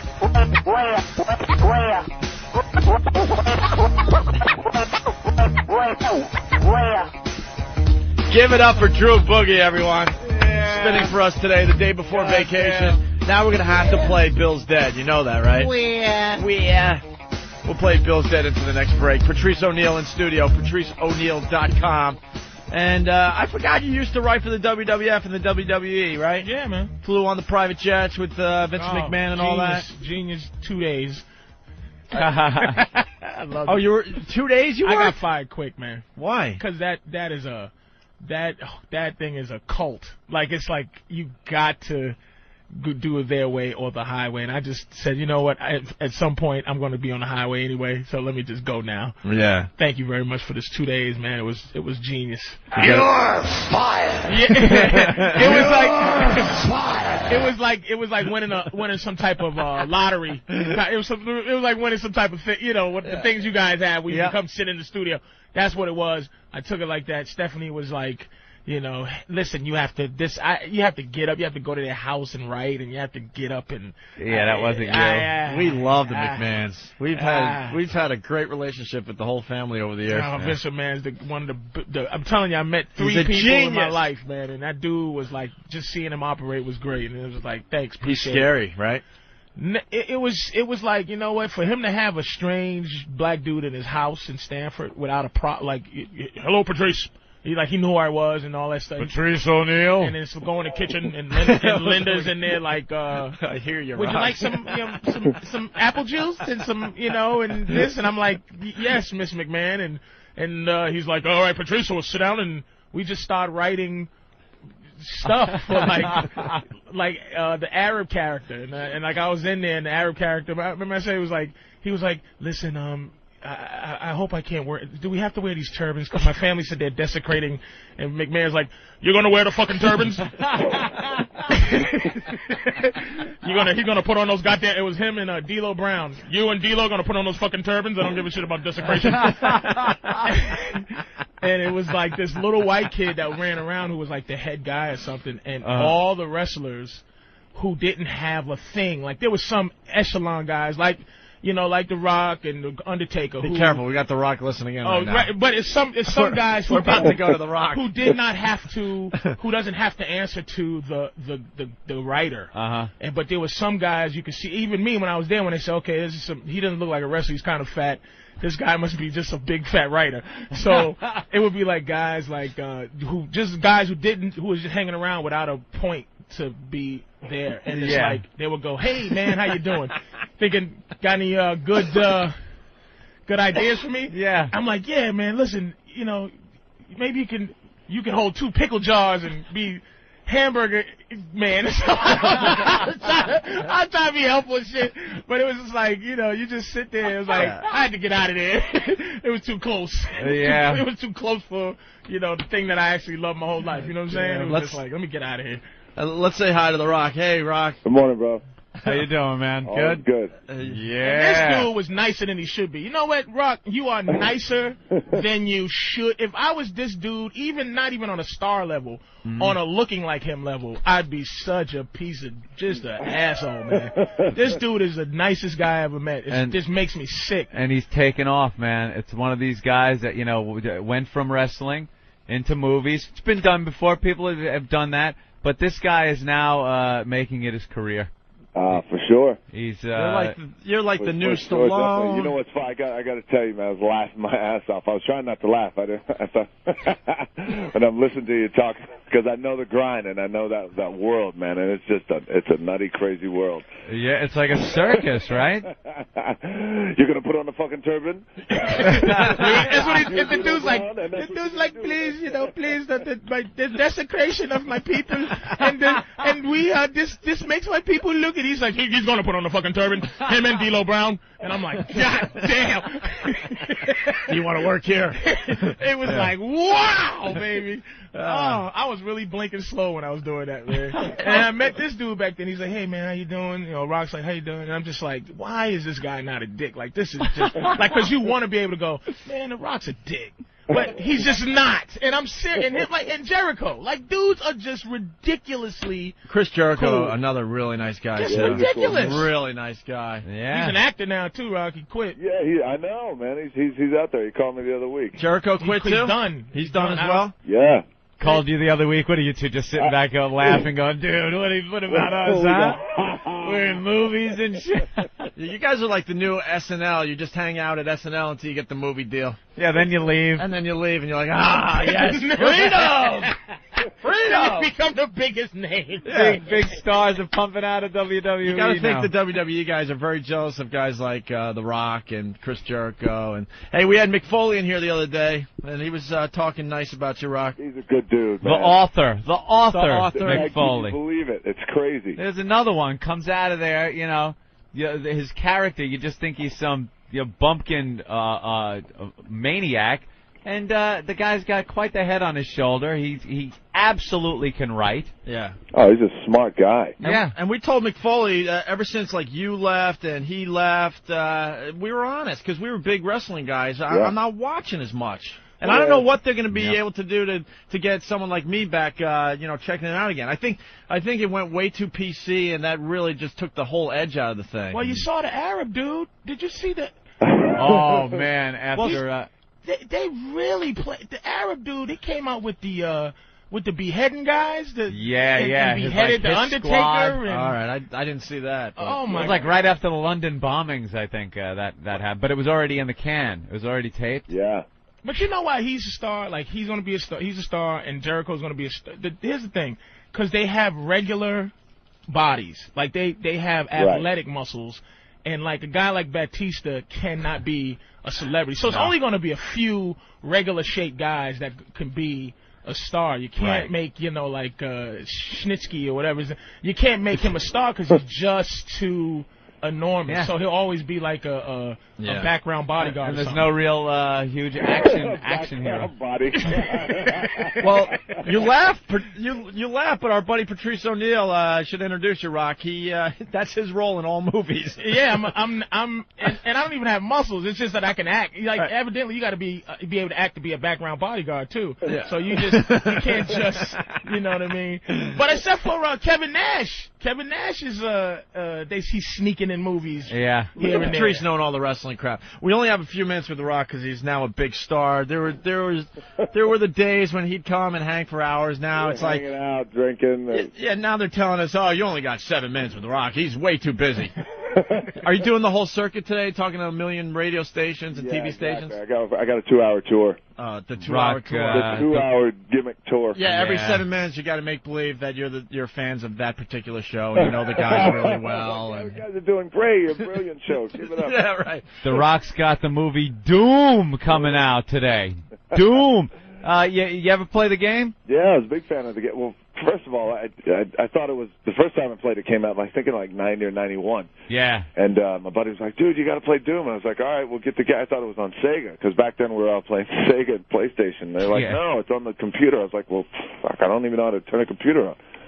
So then after that, I started playing it. It was cool, man. Yeah, that's great. a game that's evolved from just, what was it, like flat brick walls, and you're kind of going around corners and shooting stuff. And now the game, the last one that came out, just looks amazing. And great storyline, really creepy. How does that translate into the movie? Very well. We kept it very, very loyal to the video game, and it's that unapologetic approach that the video game had with its blood and its gut and its gore, and that's what we did. That's great because I like the scary shit in those games. Like you're walking around, the music's eerie, you come around the corner, and boom, there's something there that just scares the shit out of you. That's exactly what you get in the movie. That's great, and you get to work with some of those fun, unique weapons. Oh yeah, of course, like the BFG. Yeah, the big fucking gun. Big fucking gun, That's Daddy. the BFG. And the chainsaw? Chainsaw's in there, Pinky Demon's in there, the Baron, the Imp, everybody's in there. One thing I really liked from the trailer I saw was the fact that they kind of incorporate that first-person shooter view in on a few of your kills. Oh yeah, I mean that's a scene that's just it blows you away. Yeah, it's awesome. It's awesome. Yeah, you get to see him go at one of those creatures with a chainsaw. It's pretty nice. It's exactly what Doom should be. Yeah. Like, made into a movie, yeah. Did you go into hell and everything? That whole hell? The portal, yeah. All that stuff. And all the demons are from hell. Hey, Rock, at this point, do you have just scripts piled up all the way to the ceiling? I got a lot, man. We filmed Doom. I filmed Doom over in Prague. We started last October, and I've been working since. I'm going to take a break as soon as Doom comes out. How many other movies you got out there that are coming out? I got 2 others coming out next year. One called Gridiron Gang, and another one called Southland Tales, which you guys will love. I'll give you the log line on this. Is Sarah Michelle Gellar, who plays a porn star, is my girlfriend. Very nice. But it gets better because Mandy Moore is my wife. God, you have the life. He's got the life. When are you going to play somebody retarded or gay so you can just make that step over? Get the Oscar. Into the Oscar. Yeah. You need the Oscar role. You're going to either have AIDS, retarded, or gay for you to make that move, man. When are you going for the Oscar role? When is that move, Rock? AIDS, retarded, and gay. All three. Or you play win. Little You Richard win. in the movie. Actually, and the winner of the Oscar is The Rock. Let's bring The Rock up. The Rock's spelling an Oscar, people. And Sean Penn goes, I can't believe I'm leaving now. They're giving wrestles. Hold on a second, though. Eric just handed me a note, and he's correct. The Rock was gay and Be Cool, right? Oh, that's right. But that was a fun gay. He has to be like a gay guy going through some pain. A couple of crying, his mother rubs his shoulders. It's like, that didn't count gay. That was like flamboyant gay don't win an Oscar. Sitting in a robe, petting his dog, waiting for a friend to come over. Like this kind of retarded guy, like, that don't win an Oscar. It's like, I have feelings. That he has to play that kind of gay, that retarded guy. I love, and you love too. Oh, man. What are you doing with WWE these days? You pop in, you say a few catchphrases, you run out? No, not so much. I've... He's done. You know what it is? When I retired, I really wanted to do it quietly. Like, I never wanted to be that guy. And I grew up in the business. You guys know that. Sure, you pop everything. I just wanted to do it quietly. I never wanted to say, I'm retired and make a big deal about it, because everybody who retires, you see them like two weeks later. Yep. So I just didn't want to be that guy. I just wanted to thank everybody. I thanked the old man. I thanked everybody in the back. And obviously, though, you still have some kind of relationship with him because of that name. Yeah. He must be loving the fact that a check gets sent over to him every time you use The Rock. No, not necessarily. What happens is we have a dual ownership. So what he could do, he could still make the dolls, the wrestling dolls, the T-shirts and stuff like that. And then He doesn't get a piece of your movie, though? No. Oh, no. wow. Well, that's nice. You had a good deal. It's the best. So if you went to Dwayne Johnson, would that be like a dick move if you did that? No, it wouldn't be a dick move. I mean, he'd understand it, but I mean, what's happened now? It's kind of naturally taken a life of its own on, where everybody just refers to me as Dwayne The Rock Johnson. Yeah. You know what I mean? Did he beg you to like retire, like just like let Kane give you one last something from hell? Like, never see, just like the death of The Rock, throw you off a building and you just never seen again. Sure, knowing Vince, he wanted the big ending. You know, he light you on fire and drop you from the top of the arena. The Rock is dead. Never to come back. No, he was cool, man. And plus, you know, I did business the right way. It's like, okay, you need me to put anybody over, it doesn't matter whether it's Brock Lesnar or when I leave, it's like whoever. Yeah. So you're officially saying you're done with wrestling, huh? All it took was one of those Hollywood paychecks to come rolling. Well, he put the Arab dude over. He put the Arab dude over, didn't he? A little bit. Who? The one with D-Lo? No, the Arab. Not D-Lo. He's the Indian. The new guy that got banned. See, I don't know. I don't know the characters that much. Muhammad, didn't you come back and put him over or something? No. On Raw one day? No. Oh, Muhammad. was in my mind. I thought it was no. About that. All right. Hey, what's your next interview? Mancow. There you go. Well, have fun with that one. That's funny. Have fun to talk politics. That's great. We got The Rock on. Radio people are as petty as wrestling people. And we can't wait to get our big movie deal so we can leave this stupid business behind, too. Trust me, Rock. You get that $20 million check, you're like, out. Radio what? You're like, XM what? Patrice O'Neal who? Well, Rock, best of luck. And, of course, Doom out today. Go check that out. I appreciate it. It is The Rock. I appreciate ladies and gentlemen. Hey, Thanks, by the way, isn't it the best to be on XM? It's unbelievable. Hell yeah. Yeah, no more crap having to sit and dance around language and no more stuff. bullshit. I love it. Yep. I love the fact that The Rock is just cursing freely. Yeah. Do it on your next interview, Rock. If you're so comfortable, just throw the F-bomb out on Mancow's show. Hey, good fucking morning. God, this guy's living the life. He's the happiest man in the world. All right, Rock. All right, fellas. Thanks, man. All the best to you. Okay, you too. All right, there he goes, The Rock.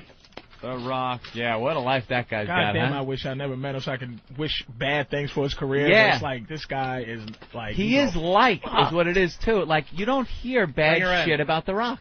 You don't hear one guy going, that Rock, what a fucking prick. You don't hear that. And He's Jericho's just a nice guy. dude, too. Like, it's just weird. Like, you go, God damn it. You know, but this dude, man, you wish him well. That's why it's good when a real scumbag makes it big, because then you could just like, that fucking guy. But is he officially a star, you think? I went to, like the Rock, like the Doom is getting. I didn't want to, Doom is like already getting like half a stars. But I'm like, you think The Rock it's going to affect him? No, The Rock is blowing up. Man. Doesn't matter. The guy has become. What other real action stars are there out there? He's Not like a the drop. action guy now. Wesley tried, but after Schwarzenegger, he's the new Schwarzenegger Yeah. if he makes his move. Exactly. I said he's like the new Sly and all that crap. Those guys, a lot of their movies got shit reviews too, but they sell. They truly did, and Schwarzenegger got some.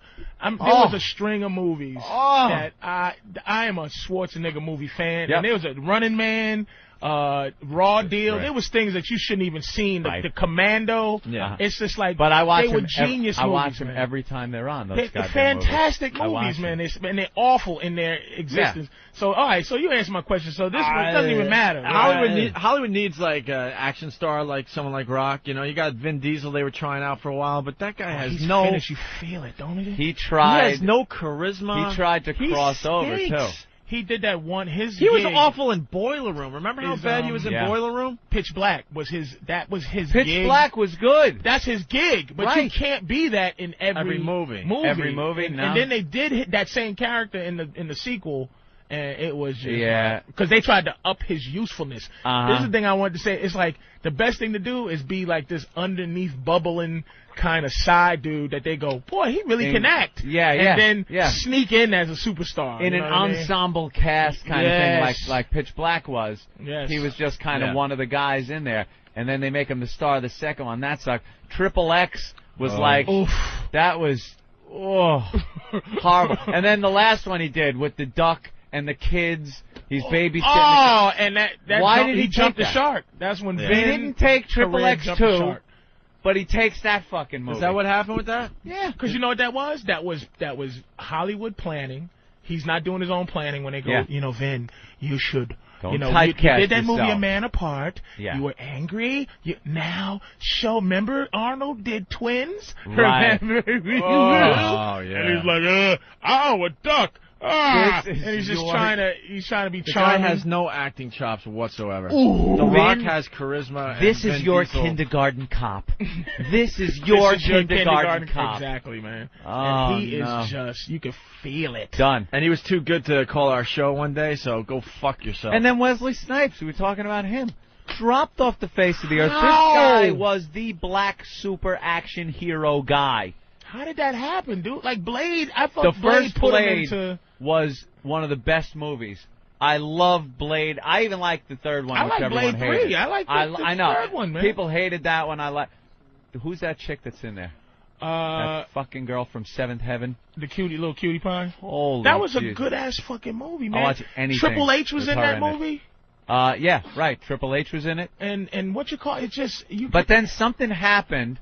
It had straight nothing to to do with video. the fans or anything. It was like something Hollywood inside. Just Something decides happened that and you can decided, feel it, don't fuck you? you're out now. And he's straight to video. Because Like the fans he is didn't do anything. straight to not video. Yeah, straight to DVD. Straight now. to DVD. Like he's in things where it's like you see a picture of him, like Wesley Snipes and the dude that used to star in MacGyver as got top billing. It's like called Animal Instinct, and he plays like an army dude, and I go, oh my God, no, Wesley, no. Yeah, Wesley in a movie where the bad guy is. Remember the guy? Warriors come out like that guy. That guy He's is the bad If guy. he's the villain, it's over. Or Bruce Dern. If Bruce Dern is the villain in a new movie, done. Watch out. Guys, Stalker Patty's here. She only has 5 minutes, so Oh, I gotta go to work at Godiva. we can get back to the movie talk. Perhaps in a you second could have here. stopped at Godiva before you came here, because again, she comes empty-handed. I talk about those goddamn truffles every time. I wanted to bring them. Nothing. I get nothing. And then she goes, I know you're on vacation, but then in 2 weeks I'll bring them. I want them now. Now. Listen, you're welcome to come by after work today, and I'll give you samples of the Platinum Collection. All right, you know something? I'm going to do that. I'm going to tell my car driver, could you make a long detour out of the way while I have like 5 minutes to spare to get to the airport? Could you do that and just stop at Anthony's Godiva? packed and ready to go to the airport today, I just Patty. haven't been to work in 2 days, so I Why? haven't been near the store. Why? Because I was off and I had appointments yesterday. What kind of appointments, Patty? I go to my doctor. Yeah, I had to go make arrangements with some people I owe money to. Good. She's fallen off. Remember, she was doing real well when we were off the air for 2 I'm years? doing very well. Can you imagine that This is Patty one of those had to go to a things. loan shark? Right. No. She went to a loan It's shark? just one of it's just Can you one imagine of if those she did, though? They're things. shaking her down now. They could break a leg with a wiffle ball bat. No. That little twig that I just calls a leg. No. Break her legs with a whipple ball. I just got behind with a little rent, so I'm making it up. I see they knocked your teeth out. Oh, wait, no, they're still there. Little fucking mini chiclet. Oh, no. How much money do you need, Patty? I got to come up with about $1,000 by the You're end in of one large? November. How did you get in that deep? Because I had some financial problems over the summer. I was paying medical bills and then problems with the bank and stuff. Problems with the bank. Yeah, not enough of your money was in there to cover a check. That's a bank problem. Wow, you're getting close to being a prostitute. You're gonna have to make that money Oh, somehow. we just Sell that snatch. How much to suck? How much to suck my dick? Problems are made to be solved. It'll be $125 plus tax. Plus tax. Plus tax. Because I put this on my taxes. I don't want to get in trouble. Patty, you're close to being a streetwalker, and there's a lot of crazy pimps out there. My boy here, Patrice O'Neill, will treat you nice. I'll give her something. Pimp her out. Turn her around. You pimp her out a little I bit. always right, like to Patrice? get my dick sucked by a mixture between Woody Allen and Rain Man. You know, when I first... wait a minute. Whatna, sweet. You know, it's amazing. You got quite a personality. When I first met you, I thought you were such a quiet, shy boy. Boy. Who are you calling boy? Crazy cracker bitch. Taping some tough crowd, and I did would not say just hi call to Patrice Patrice, O'Neal and he a would boy. just- Patty, maybe in the old days. That's called quiet. autistic racism. Why, yeah. No, nigga. No. You got fucking I Tourette's. used to see him. Nigga, Just blurting it out. Boy. I used to see him after a taping of Tough Crowd, and I'd very shyly say hello, and he'd go, "Oh, hi." Well, I was trying to be nice because you know. I know. It's like she's one of these people you just don't be mean He to. offered me Really? some Yeah, fried like- chicken. Well, like when you see him outside the Thanks for damn telling thing, me and now, they're just like, Patrice. hey, Yeah. and it's like, how you You had to beat up on her. How you doing, I know. creepy? It's like, Yeah. it's like the beat up retarded on her. Laverne and Shirley. You just Yeah. go, God. You're like, hey, yeah, how you hey, doing? how you doing? Let me go to the phone real fast, because who the fuck might have something on Patty owing money? Oh. Who the fuck? Boys. What's up? Who the Hey, fuck? man. Hey, I'm thinking, Patty's got trouble with the bank my ass if she's gambling junkets to Atlantic City. Yep. I don't go there that much. Only once or twice Patty. every month or so. Once or couple twice months. a month. How much Patty- money? Once Patty every Jordan. couple months. Patty Jordan. Just to take a nice ride, and only really during the summer because the beach is there and it's nice. I don't Patty. do anything during the winter. Patty, let's really discuss this because I think you might have a gambling problem. If you're gambling at all and you're $1,000 in debt, that's a problem. You should not be gambling. I don't really do that much. I go Not to even the that beach. much. No, not that much. That is what you use as a disposable income for gambling, not money that you need to pay bills. How much do you blow in Atlantic City that you could have paid that $1,000 bill? How much? I only bring about $30 or $40 Each with time? me. And I go once every couple months or something Oh. just to take a bus ride down there and walk along the beach, and stuff. She's fetish sexy though. Like it's so You know? creepily sexy. Can you I don't can you know. dress her up or something? There would be We some tried. We creep tried that would everything really with her. get off on a girl It's like like Patty. she Yeah. just has some weird sex Yeah. appeal. It's just creepy. It's really creepy. Like a well, 'cause like you can- necrophilia. Know why? What's necrophilia again? I don't remember what that means. Dead bodies, but you're sexy for a dead What? body. That's fucking dead. What? You could smell the virgin in her. That's why. Oh, is that what 50-year-old it is? virgin. 50, never been fucked. You never had sex before, Papa? Nope. No, I'm a virgin. You gotta use those little teeth for something. It's like you give the better head. Have you ever given head? Never given head? No. She barely kissed She'd the never guy. give a hand you job, masturbate? nothing. She plays a little bit with herself to YouTube You music. masturbate. Yeah. Oh my goodness. Do you She was- shave? I'm innocent. What can I Do tell you shave it? Do you keep it pretty just in case? Yeah, for hygiene reasons. Hygienic reasons. You shave it completely? Well, yeah, for hygienic reasons. That's and like for that's comfort. like polishing a car with no engine. Yeah. That's exactly what she does. An old classic, a Packard. It's like 50 years old, never been driven. At the end with the forearm and then go. Yeah. You Yeah, give it one the, last. yeah, that's my girl. Never drove her, You're a 0 virgin, miles. Patty? Yes, I am. Have you done? What's the dirtiest The thing only you ever did? reason why I'm one is because, I don't know, safety maybe. I don't want Safety. diseases But and you're AIDS 50 years and old. stuff. There and you're weren't a mess. diseases. It's And like, I you know would what? save that for Patrice, someone I AIDS is not love. so bad. Patrice, religion got to her. Yep. Catholic. Well, when I was young. Religion About got 20 to years Patty, ago, and 30 we can't years get ago. out. We can't get it out of her Have you fucking ever skull. had orgasm? No. Not even by mistake. No, she has. You once talked about it on the show. Yeah, but have it's had embarrassing. See, everything's embarrassing. Sex is dirty. dirty. It's not dirty. It's just something, Do you dream about being taken? taken. What do you mean having Like someone having sex with you and it's not your fault. Like taken against your will. a couple of dreams I've had, Oh. but Somebody- only she has rape before fantasies, that yeah. time of the month. And What that's about it. what's the dream like? Yeah. You left the door open, the window. What happens? No, I wake up and I see this tulip like coming up and then opening up, and I wake up and I have the feelings, and I'm like, oh, okay, it's just a feeling. And does the tulip open up and go, you know what? Never mind. I'm just gonna get out of here. The tulip opens up. The tulip said, "Look, I had too much to drink. Never mind, bitch." The tulip doesn't say anything. She can't even have. She's got to have these vague, like, symbolism dreams. It can't just be a fat cock coming at her. It's got to be a beautiful Actually, tulip. I dreamed of having sex with the Edge, or going The out Edge going from with the U2? Yeah, because that's my celebrity crush. Would you give it up to anybody? Like, who would you just say, you know what, I'm losing my virginity right now? Somebody I love? Somebody you would just say, fuck it, I'm popping them. No, not a stranger. You don't- No, Patty, I'm just you saying, don't- like a guy like Edge, like If The I, Edge. yeah, well, if I go out with the person long enough, maybe after about Patty, 6 months, Patty, No. you're then not you have 18. that. You have no time rules. Yeah. You got to give it up quick. Oh, I read a couple chapters in this book where there were 70-year-olds doing it, and with guys so much younger, and they were more fulfilled at their age than a At 25-year-old. 70, bullshit. And it wasn't That's a 70-year-old bullshit. virgin. Well, this one was a dancer, and she was 71 and looked 45. That looks like That something doesn't like make her me. look better. It's like, hey, she's 112. She looks 82. Yeah. She looks 45. It's still a mess. Got them lips Well, hanging down. And you're 50? Yeah, do I look it?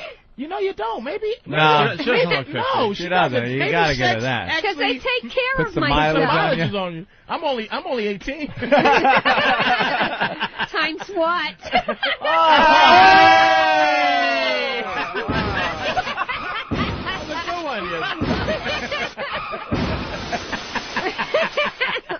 Oh. So you wear sexy undergarments? Oh, sometimes I do. I would like to. I would. Oh, I bet you pull your drawers way up to your titties. No, Oh, I yeah. don't. I bet you have giant drawers. No, Yep. I Let me don't. see just at the No. top. What are your panties Show like? the top. Show the top. I have old-fashioned cotton ones on. Let's see, Patty. Just show your just show the panties. top. Just show the top. Let's see how bad Oh, these all look. right. Look, right here. Just unbutton that. Oh, flat stomach. See, that's it. Wait a minute. Yeah, pull your pants down. Let's see. Jesus, Look how loose they are. Patty, shaved and I know. Patty, yeah. pull your pants down. You've shown us everything. show your by this panties. point. Jesus. Let me see I don't the want, panties. We don't want to see your crotch today. See the Good. panties. All right, there's her panties. And pull your That's shirt good. up a little bit. sparkle. Let me see the booty. Let me just see the booty. It's not bad. Good God! Why is there somebody pumping Patty? She does. That's At 50-year-old least ass. I don't have to worry about finding a boyfriend, I guess. I don't know. Jimmy thinks she has a nice ass. Dude, she got a little pumpkin. For It's 50, shaved. 50 Take years care of old. yourself and eat a vegetarian diet, and you don't take drugs and you don't So smoke. you just That's don't the do secret. anything that I do. So Just, I've yeah. Just lay but there. you've been doing that for 50 years. And you do a lot of walking and exercising. I Yeah. work out 2 times a week in my building. Jesus, we have can you a guys weight gotta room get this there. late? I got to hear about her having sex. It's Well, no, her crazy. cherry is like rawhide. You'd have to take a sawzall to that shit to get Yeah. 5 fucking years, 6 pop that years. How thing. long have we known her? Oh God. And we've been She goes way trying back. every time to get I her late. don't- She It's made just cookies ain't for us happening. one day, and she's been around ever since. Ain't happening. Has someone ever gave you head? No. No one went down on you No one ever? went down She hasn't done anything. That would Patrice. be a good icebreaker I'm for her. innocent. Patty hasn't even like French kissed. That Yeah. little pants pull down thing, I thought I was going to be horrified, but No, she. it's like a fetish movie, like Dumb Housewives, you know. Yeah. Dumb house. Like, you know what I mean? Like she's like a house, like some filthy housewife. Husband Yeah. goes working. She's home just doing fucked Yeah. up shit. Like Pool she just boy. looks. Yeah, it's weird. Like, Yeah. good gosh. The she got a nice closest she booty. got to having sex was she wanted to see U2. We had U2 tickets, and Ron Jeremy was in. So we had Ron Jeremy hide the U2 tickets under his ball sack. She had to reach in and get them. So she grabbed the had to honey flop coconuts. his dick around and balls around a It little was bit kind of to hard get him to out. do that. And then we had another pair that we gave her that Ron Jeremy's in. We put him down her pants, and Ron Jeremy had to grab him, and he diddled her a little bit. Oh, how was that?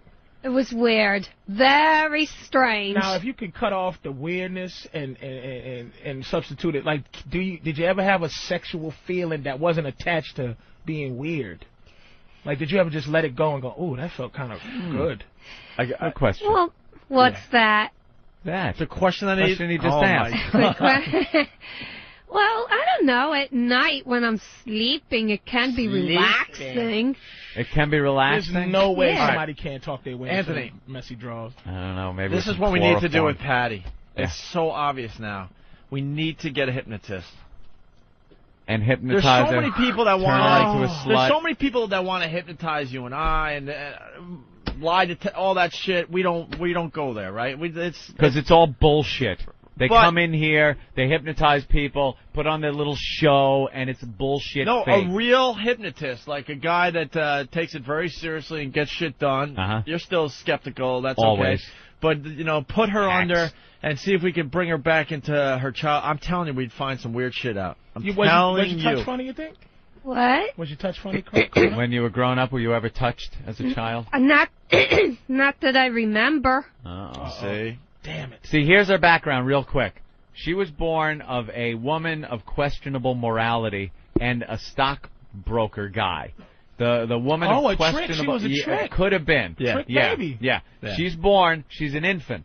The mother brings her as an infant in a little basket into a diner, puts her on the counter, and fucking leaves. So now Patty gets brought to the New York Foundling Center, like one of the little rascals. One of those things. She got touched. I had a girlfriend that went to it when she was a kid. Went to she got touched funny by the security. Like, remember that movie where Kevin Bacon was the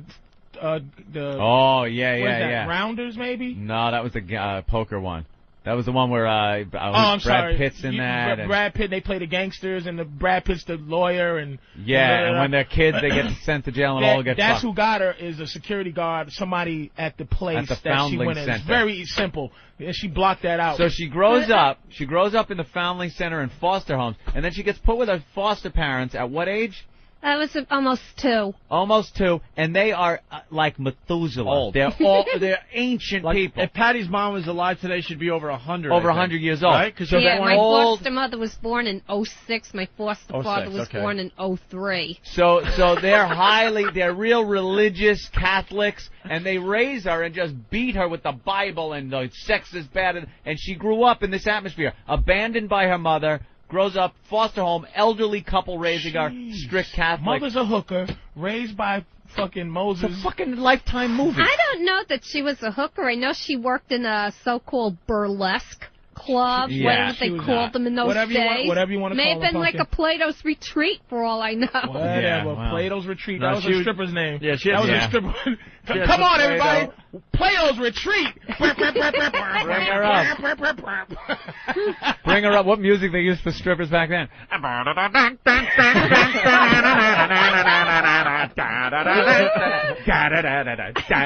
It's Plato's Retreat, everybody.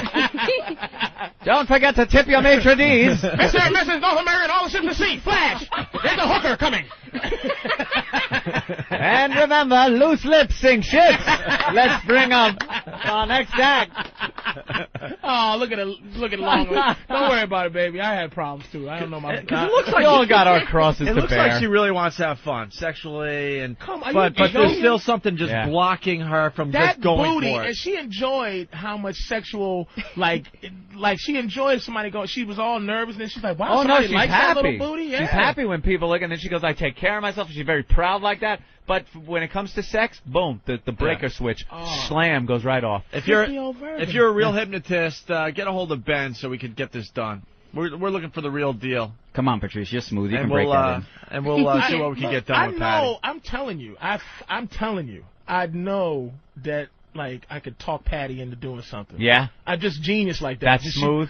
Not now, but just, hey, Patty, let me. Little combo? Little combo, yeah, man. She would need, the first thing that has to happen to her is for her to receive oral sex. Yeah, she has to get head. That's the first thing on the list, because that leaves no responsibility to you. You're not putting your mouth or anything dirty, and it's purely your pleasure. And we got a guy that's willing to do it, and he'll give you $1,000, the $1,000 you need. The $1,000 you need to pay your bills so the loan shark doesn't get you. Big Al, the trucker. Hey, how you doing, boys? You're willing to go down on Patty for $1,000? Yeah. Patty. Yes, I'll do it. Dude, she looks Come on, good, Patty. man. What do you think? He'll give you $1,000 if he can go down on you. Come on, Patty. Do you know what go down on you means? Yeah. Have you ever turned it down, Patty? Have you ever been offered? No, she makes sure she's not even in the situation. Yeah, she has stayed out of that situation for 50 years. Well, It's 35.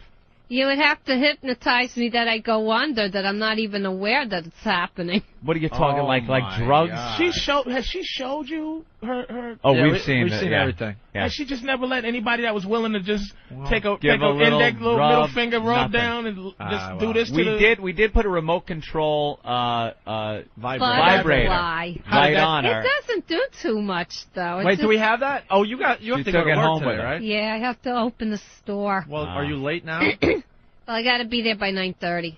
Well, it's 9:12. Yeah. I guess we're not going to do the book report. You're going to have to come No, back and do you that. I sure will. I'll bring some Bring stuff. some with me. goddamn truffles. No problem, Thank you, Anthony. Patty. I promise you. Really fast. Christy, I'm sorry to make you wait. That's okay. Have you been listening to this crazy conversation? I have, and I will say it's crazy. Oh, you're into it? No. Why not? Uh-uh. This is Christy who got kicked off The Apprentice last night. Yeah, well, Patty, we've known Patty for many years, so we can talk openly like this with her. Good. I'm glad you guys have that relationship. Are you in shock by the talk? No, not by the talk. No. What are you shocked by? The cursing? No, not even the cursing. Nothing. She's just corporate. She just has to say Yeah. stuff. You're very corporate. Yeah, that's her rules. Oh, this is shocking, but she got Behind closed doors, you're Yeah. probably wild, just like everybody. But you have this image that you have to portray out little there. corporate chochas moving because she's. We understand. Corporate women are always dirty because they have to be phony all day long. And Hey, I'm not phony. I No. think you've watched by the show, and I'm far from phony. She's far from phony, Patrice. Do you watch The Apprentice? I've seen it once in my life with that horrible hair that Don, what is his name? Donald Trump. That dumb hair. You know what? He loves that you're at least talking about him. That you even mentioned his hair. He loves it. Oh, we understand that. We understand what he's all about. I didn't see it. She's sexy this morning? Yeah, she's very cute. Very cute. And you got fired last night. I'm trying to remember what the deal was. You guys had to construct a float or something? We did. And to promote a new movie called, what, Zathura? That's what Jen M called it, but it's really Zathura. Zathura? Yes. Oh, okay. Zathura. So why did you get kicked off last night, in your opinion? I think I definitely come across very strong-willed, strong-minded. I definitely voice my opinions. But I isn't don't that go back. good? You know, it is a good thing. It's worked for me this far, and excuse me, and I'm not going to change anything. So it was a shock for me. When I was fired, it was a total shock. And to have someone else say that I personally don't think should have stayed, I definitely think I'm better than Jen M. That was tough. Yeah. But she's still there, and you're... And I'm not. And you're gone. You had to take the lonely cab ride home. There you She go. looks icy. She looks focused. I'm looking at Patrice is taking a look at your picture, and he says you look very icy, very focused. Yeah, she got something. She got something to prove. I like her. You got I that like her. cold stare with those. You got blue eyes, right? I do, and I smile most of the time, but when it's time to put that game face on, you just have to. Yeah. The thing about it, no one's scared. They only scared of you. There's women like this when they go in the corporate world. They act all in corporate. I would just like to catch her in a bar where that corporate shit doesn't work. Where she goes, and I go, listen, white woman. You know, even in corporate though, my personality is I am just who I am. I'm the same person, but I'm a very straight shooter. I'm not gonna sugarcoat things for you. I mean, I'm a take it or leave it kind of person. Yeah. Are you married? I am engaged, getting married November 12th. Oh, congratulations to you. Thank you. You got kids? I do. I have an 8-year-old. 8-year-old? Oh, second marriage for you then. No, it was, I had her when I was 16. Wow. Your A baby's goer. mama? Oh, delicious. Is your fiance black? No, he's not. You had a kid at 16? 16. I did. You had the kid at 16, so you got pregnant at 15? No, I had her Damn 2 it. months before I turned 17. Oh, She's wow. a real redneck. 16, I like her. was it like the first time? That was harsh. Yeah, you're a real. Only white girls that have babies out of wedlock are rednecks. No, that's not necessarily true. I just chose to keep mine. Yeah. I was the one that got caught, and I chose to keep my child and turn it into something really good. What happened that you were having sex at 16, though? You know, I had, let's not talk about that. I'd really rather not talk about that. Yeah, Really? but we I kind of would. overcame it. What are you gonna do? Run and tell the boss? I don't. No, I don't need details or anything like that. I'm just saying, is there? Honestly, I think it's a matter of when you're dating someone, and this guy was, 4 years older than me, and he was an athlete, and it was just that whole experience that you go through, and I wish obviously I would have said no, and I would tell the girls out there now to say no. And don't do that. Yeah, I would. No, that's understandable. But it turned out to be something so good for me because she is what drove me to my success. Yeah, you see the guy anymore? Or is he involved in your life? He doesn't live around here. He's actually in Iraq and been there for a while fighting the war. And we have a good relationship. And when he comes into town, he sees her, and he appreciates my fiance and tells my fiance all the time, "Thanks for doing a good job with her." And it's just a really good, respectful relationship. Well, that's good that it ended out up like that then. Mm-hmm. All right. And what do you do now?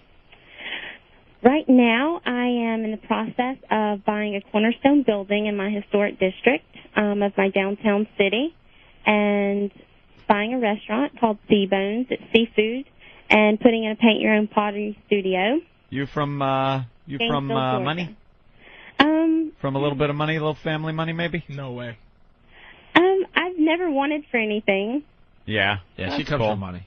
No way. Why? She definitely comes from money. She had that baby at 16. Nobody's nobody's white parents who are rich are going to let that happen. Yeah, they do. My parents, you know what? Yeah. That's what's so awesome about my parents is because they were mature enough and strong enough to say, you know what? If this is what you choose to do, you move forward. You have this child. We will give you and her the life we've continued to give you, and we're going to help you. But my father said, you're going to lose respect to people, and you're going to have to bust your butt to get it back. They didn't send you off to some place to have the baby and tell all the neighbors that she's just at boarding school. They whited out her part of the will. No, they really didn't, and I was a great example to my community. I mean, I stood up, and I took responsibility. Yeah. I did. Yep. I hear you. All right. Well, that's actually a pretty good way the story could have ended up. Because it could have ended worse, right, Opie? That's my partner, Opie. Opie, we call him Opie the asshole sometimes here on the Opie and Anthony show. Works out very well. So so you're buying things? That's good. Real estate, a restaurant. Mhm. I'm also going to be working with a company called Go Smile. Yeah, what is that? It is a smile beauty company. Mm-hmm. You can go to GoSmile.com. Okay. And what do they do? And it's a teeth whitening system. Oh, that's good. People like that. That's kind of taken off these days. Well, see, you sound like you're doing pretty good even without making it through to the end of The Apprentice. I am. I'm doing well. Yeah, it would have been nice to make it through, though, but you going to watch the show? Do you think you know who's going to win? I have the people in my mind that I would like to see win it. Yeah. Mhm. I wouldn't watch. I'd be so dejected and pissed. No, I'm going to continue to watch. I have a lot of great friends on there. All right. Here's Donald Trump with his famous catchphrase. All right, let's hear what he said. The red button. Oh, okay, this one. Christy, you really got a tough edge, and you can cause a lot of problems. This is not a popularity contest, but you're just too difficult to work with. You're a distraction to the team. Christy, you're fired. Wow, that's just got to suck to hear, huh? Yeah, it does, but distraction. If you hear what Carolyn says, Christy is strong-minded, but she's not the reason they lost the task. Right. Jill agreed with Carolyn. And then Jen M says, you know what? Christy got things done. So sometimes they want to get rid of the strong players, too. You know, maybe that's the way to look at it. You were one of the strong players. You were a threat, so they had to boot you. I like it said that way. That's good. Yeah. There you go. Well, why don't we leave on that high note? All right. Okay, great. Hey, Christy, thanks for being on the show today. Continued success to you. Thank you. And good luck. Thantake you. Bye-bye. Take care. You are. Did you hear the slam? Oh, I know. She is pissed. That was the most I could hear it in her voice. She did not want to be on that phone when she picked up the phone. Oh. Just because of what we were talking about with Patty, and she overheard it when she was on hold. Oh. And then it just went downhill. And oh, my God. You ever play the "You're a Filthy Whore" clip while I'm trying to conduct an interview? Oh, Jesus Christ. That just was shocking. Filthy whore! Oh, God. The Psycho Mark filthy whore clip. Oh, did she hear it? Of course she did. Oh, God. Go listen to the replay. But then it really went the down. silence of it, like, holy. That's what I was laughing at. Like, God damn. I tried talking over it, and all I covered was, I think, filthy. And she's just The such a whore corporate came out. phony. It's like she just showed muscle right through. It's like they're so detached. You just would love to see them just to get her right. Hey, I showed restraint. Restraint? Well, because I was going to play it the second time. All right, you add that into your little email from Elo that you're going to get about this one. What? You're absolutely getting emailed from Elo. Why? We were just having fun. She knows it's all about having fun, right? Guys, I would say so. Guys, these apprentice interviews. This is a really big deal. Yeah, very big. We need these. You're a filthy. You're a filthy. Also, Patrice just takes his headphones off, starts walking toward the door. Sometimes you got to just walk away, don't you? It's just like that's gonna help because it was so the silence of it. Like, where do you go? Like, and then Anthony's like, yeah. All right now, and then I just would have been like, all righty, well, yeah. I'd want to go if I were you. That's where he leaves me all the time, just going, yeah, well, But the thing that makes it is that people, like, if I'm on a show and they did that, man, if like, you would have a sense that the interview's going, how it's going, and if they did that, you go, man, I really did deserve that. You know, you just would laugh and that make that not it as was, you know, right, not as uncomfortable. Yeah, I just think it's funny that you're trying to get away from the situation by walking away. It's like she's already miles away, but you think it's going to be better if you're miles away plus 4 feet. Oh, I've done that. Because I'm twisted up watching the uncomfortable moment. It's just so funny. You filthy whore, and then you hear it. It was silence already, but then you hear like, and I just go, oh my God, did he just play? Yeah, you do. You got to take the headphones off and get 4 more feet she's away. going to say her rich white parents were allowed her to have a kid like that, and then her dad. You know, this is the bullshit edited version. My dad, wonderful people. She can't say them motherfuckers told me to go and they put me in the garage and disown me. It's like there's no, and she sounds like real. And then and you think her father talks like this and her mother talks like that. Says, all right, you can have a baby out of wedlock. Me and Mama discussed this, and you gonna have that baby if you want it, and it's gonna be fine. We gonna not like it. He turned to her mother and just went, "She's a whore just like you." Yeah, just like you. God damn. Come on now, you believe that bullshit? Come on now. Well, we should break, I guess, huh? Wow. My phones are all ringing. My BlackBerry's going off like crazy. Wow, it's probably Elo. Maybe we should break and regroup. Eric Logan, location check, up Opie's ass. Opie, good luck, bro. Thank you, sir. Thank you. We wanted to play Bill's Dead going into break here, remember? You're kidding. Because Drew started this break with that great remix of the Bill's Dead phone call. So Oh, yeah. we were working at a radio station in Boston for the new listeners, and this old lady called thinking she got a hold of her old friend. Wow. Drew Boogie in the house today, the day before vacation. Excuse me. Drew Boogie does this every time we go on vacation the day before. Gotta love it. Drew is absolutely killing. You're getting feedback from all over the country, except for Alabama. Alabama has given up on the show today. They will be back when the Schwoogeds are gone. God Schwoogie 1 and Schwoogie 2. Why don't they just get on up and beat? Why he just beatbox? All right, throw your hands in the air and wave them like you just don't care. This just in, Anthony. We have been suspended for a week starting Monday. Oh, no, because of your little thing with The Apprentice. Yeah. Oh, no, so we're suspended? Ben ran in here. He said, you guys got to just play that again. You want to hear the part where it's... If they got it. Or you want to wait a little while? I'd love to hear it.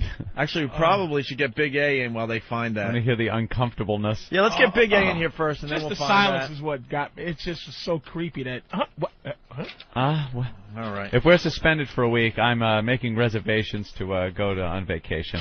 Yeah. That's it. Yeah. Not going to take their crap. I'm going to book a flight and everything in the next hour. I understand, Anthony. All right. There he is. It's Big A. Big A, you got a website now, I hear? Yes, I do. I have a website now, yes. It's called? thebig-a.com. thebig-a.com. Is that with 3 B's or 4? Is that B-B-B-B-I? No, just one B. And how do you spell? .com. Patrice, he's our latest creation. Oh man! And this is the thing. I'm not. We found so Stalker not Patty. a bully. Like, Yeah. Stalker Patty. We make these people's lives much better, right, Big A? Now you're being recognized. He's got his own T-shirt, a website. Fair enough. Don't feel sorry for these guys. You know what? Fair enough. Patrice, we have fixed Stalker Patty's hammer toes. We've given her laser surgery to get rid of her unwanted hair. She was a mess before. Oh, we've done so many nice things. Unemployed, just about homeless. We've paid Fair her enough. rent a few times. Fair enough. We gave her a chance to win a lot of money by crawling across the floor in a Krusty mask, completely naked. Krusty the Clown mask, completely naked. Stupid limousine service got your thebigA.com, huh? Yes. Yeah, you had to put the dash in. I'm just looking. Isn't that a coincidence? Because your job is driving a car for hire. Mm-hmm. And now a stupid limousine company has thebigA.com. So you had to go the big-a. Yeah, he's a cab driver. But he only drives. Where do you drive? Well, I drive in the Bronx. I drive airports. Know what the problem with Big A's cab services, Anthony? Why? You know, he's good at it, but he's dropping all his customers off about 3 or 4 blocks further than they want to be because he has a stuttering foot. Can't. No, I tried. That was funny. And he always drops him off at the airport at Terminal Terminal. Are you flying? He's trying to get info from you. The plane's taking off in the background. Your terminal's flying by. Are you united? Have a really good, have a really safe flight. He has women smacking him when he goes to repeat Continental because he goes, cunt. You let me out of this car, you bastard. No, Cunt.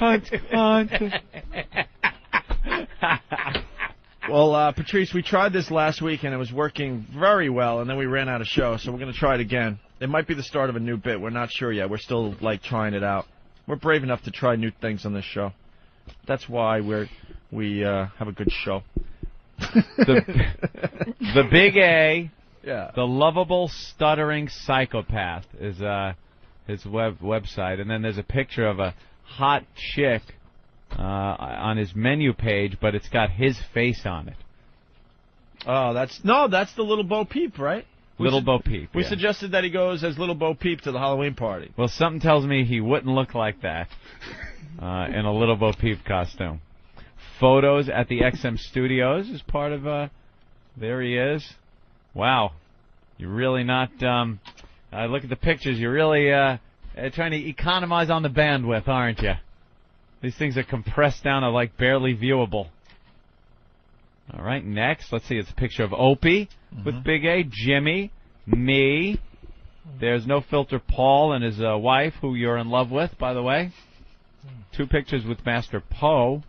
Wow, this site is, this is going to be the next Google as far as traffic goes, I'm sure. All right. Stalker Patty, Big A through the years. Coming soon. If there's one thing I hate on a website, it's something you want to see, you click on it, and it says coming soon. Is that pictures of you as a kid? Yeah, my mother has to look them up, and I have to scan them, so it's coming real soon, I promise. Coming soon. Can we get you in a big diaper? Ugh. Why? Because a lot of people will check out Big A in a big diaper. You should have this one. Get a baby picture of you, and then you today, but you're just wearing a diaper. It's Opie, it's not. I know I'm missing out some of these things. I'm late for some of these things, but he's not stuttering as much as is talking and it's like some type of whiny, low self-esteem. It's like almost afflicted with low self-esteem in the middle of like, I have a oh God, it comes out like that. No, website. You know what I mean? Like not but like no, it's not about the stuttering. It's about the like what is that? Like please don't hit me. What kind of condition is that? I don't know. Have you ever been diagnosed with anything? What's the name of that condition? No, I haven't. Why? I haven't.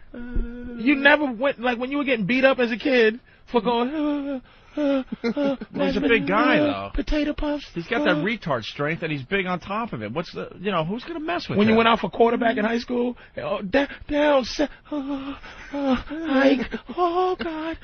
Who's going to really mess with him, seriously? He's scary looking, and he's big, and he's got retard strength. But I'm going to tell you, somebody messed with him growing up. You was messed with growing up, right? You had to be. Not really, no. Get out of here, no. Man. Be honest. No. I got messed with growing up, man. I had to, like...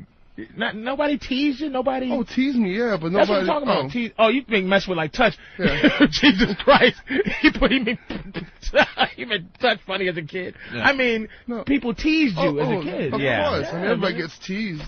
Of course. Well, yeah, even regular motherfuckers, but did you get teased, like, badly? He had to. Yeah, so it had to be some kind of... What did your mother say? Don't worry, baby.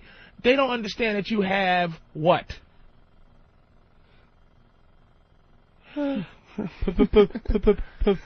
Personality.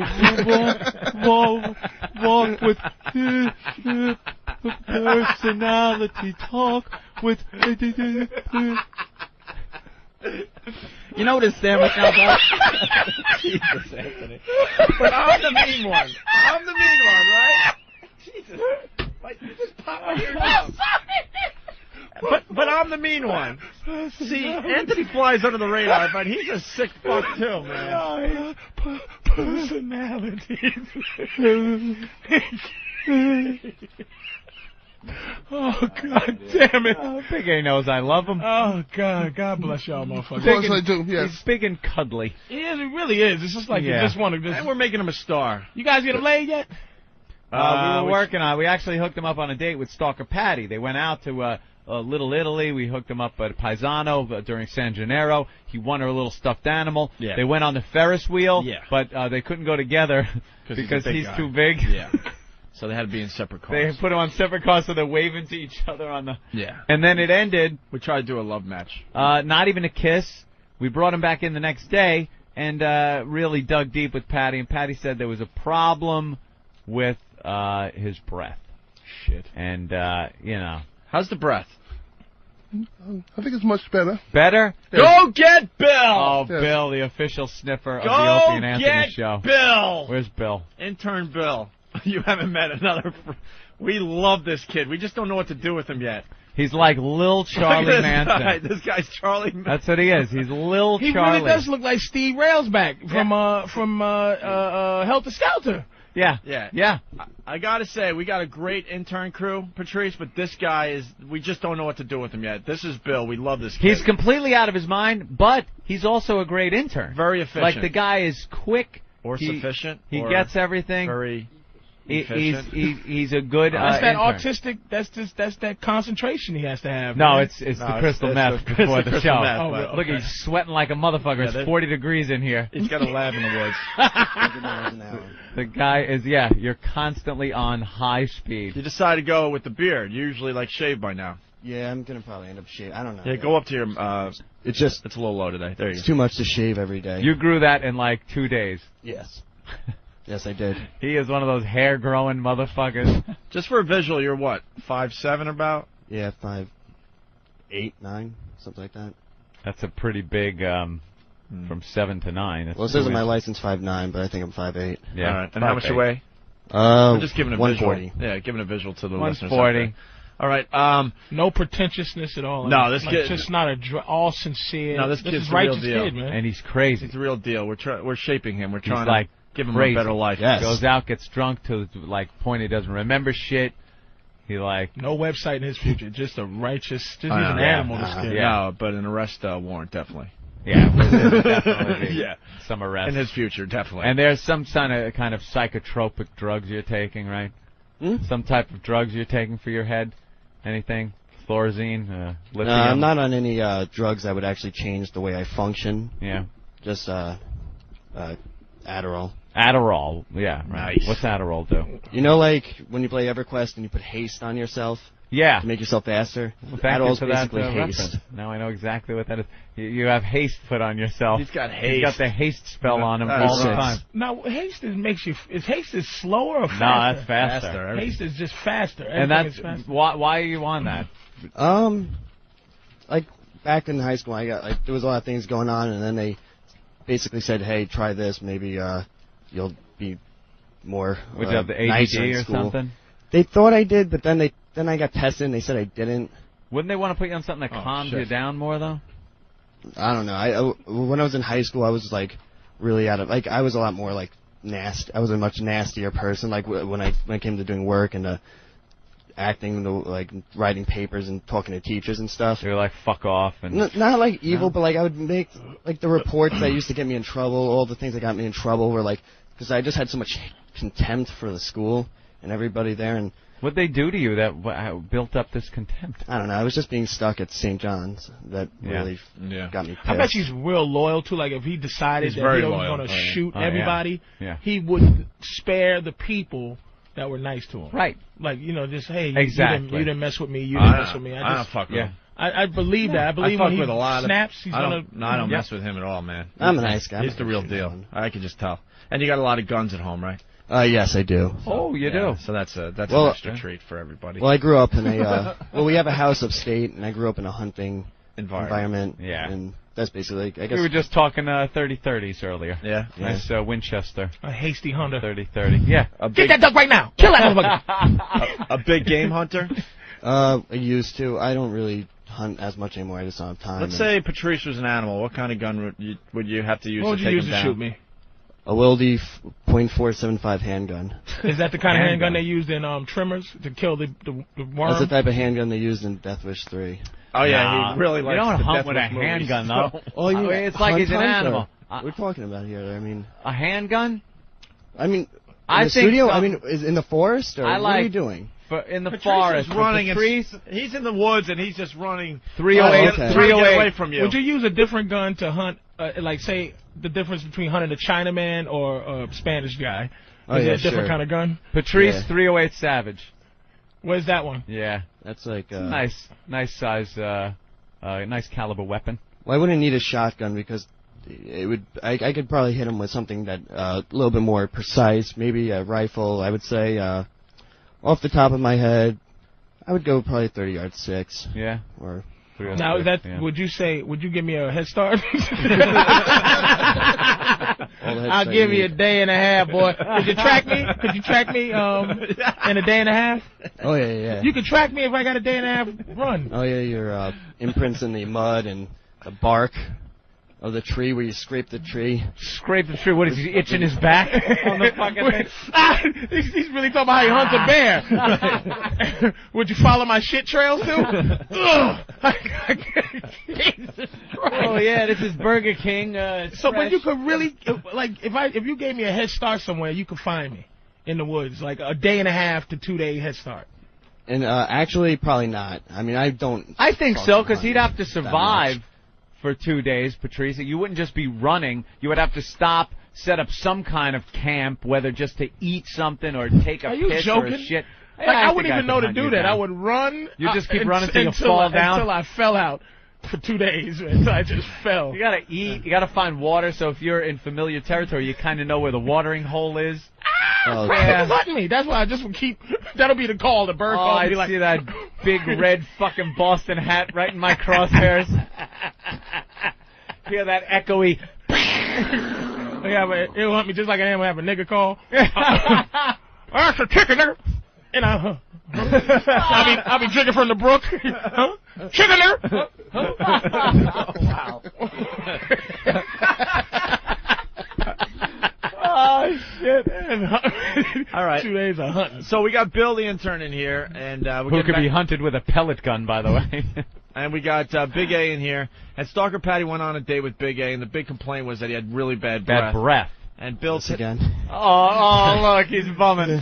Yeah, is there any way that you'd be comfortable with maybe checking out his breath. No problem. Anything. But we could. I mean, you don't have to get that close. Like, how could we do this? You No, want him to no, just no, talk? no, no. You want him to just talk into your face? Yeah, no problem. All right. Go ahead, Big A. Talking. Say something like, "Hey, how's?" Yeah. You have to get the word "how" in there. Say, "Hey, heard Howell has hemorrhoids." Right. Heard Hal has hemorrhoids? Wow. Wait, wow, that was... Oh, hold wow, on. did Hold Bill on, just can we make get a Danny face? in here with the camera? Because we got to get this Oh, on. did Bill just make a face? We're going to have to redo this for the website, though. I'm sorry, Bill. Kind of like a Dilophosaurus. Really? Spitting its poisonous venom into my face.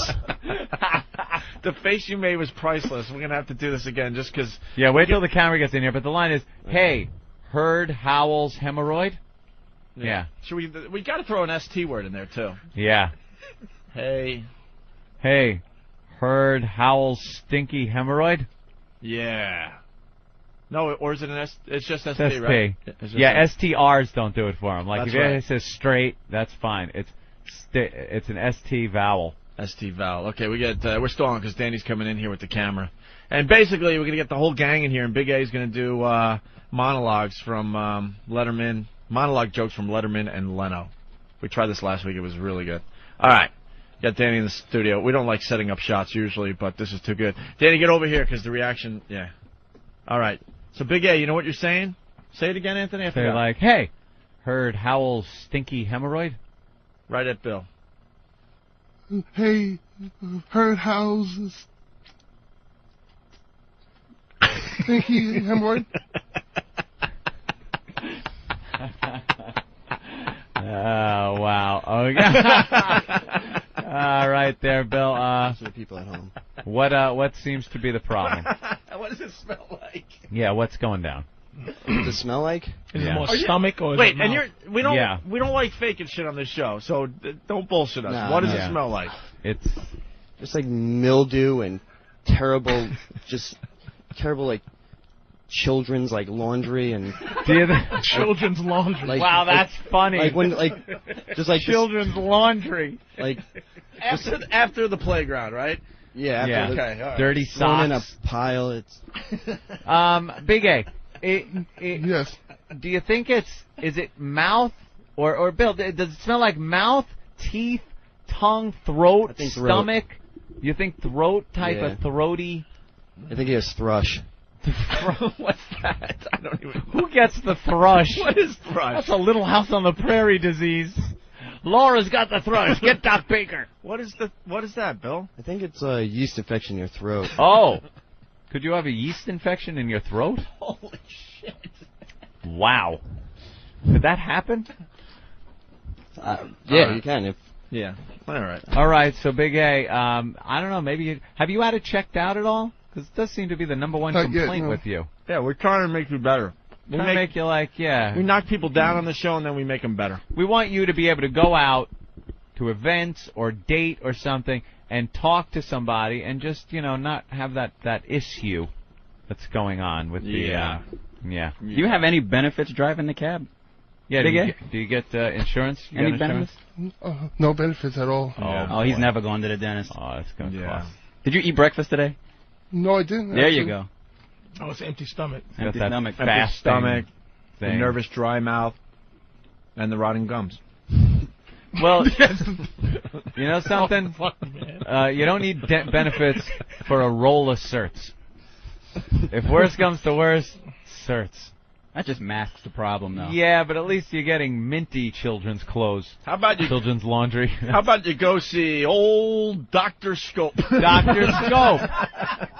All right, we have Dr. Scope right here in the studio. Why don't you Keeping helping. Why don't you have a visit with old Dr. Scope? Why don't you go to the bathroom, take Danny with you, gargle with the scope as per instructions, and then, Bill, I'm sorry, one more time after scope. It should be better. Yeah. No problem. And see what a minty fresh corpse smells like. And as we do that, Kelly from Arizona. Uh-huh. Kelly? Yeah, thrush is a disease that horses get in their hooves. Yeah, I do remember that, but I think it is also something with the throat in a You human. hoof mouth motherfucker. He's a hoof fucking... A blacksmith should nail something in your mouth.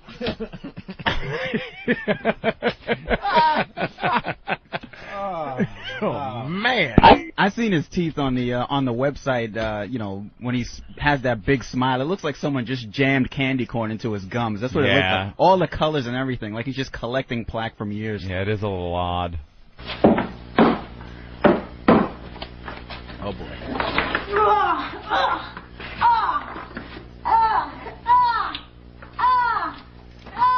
What is that?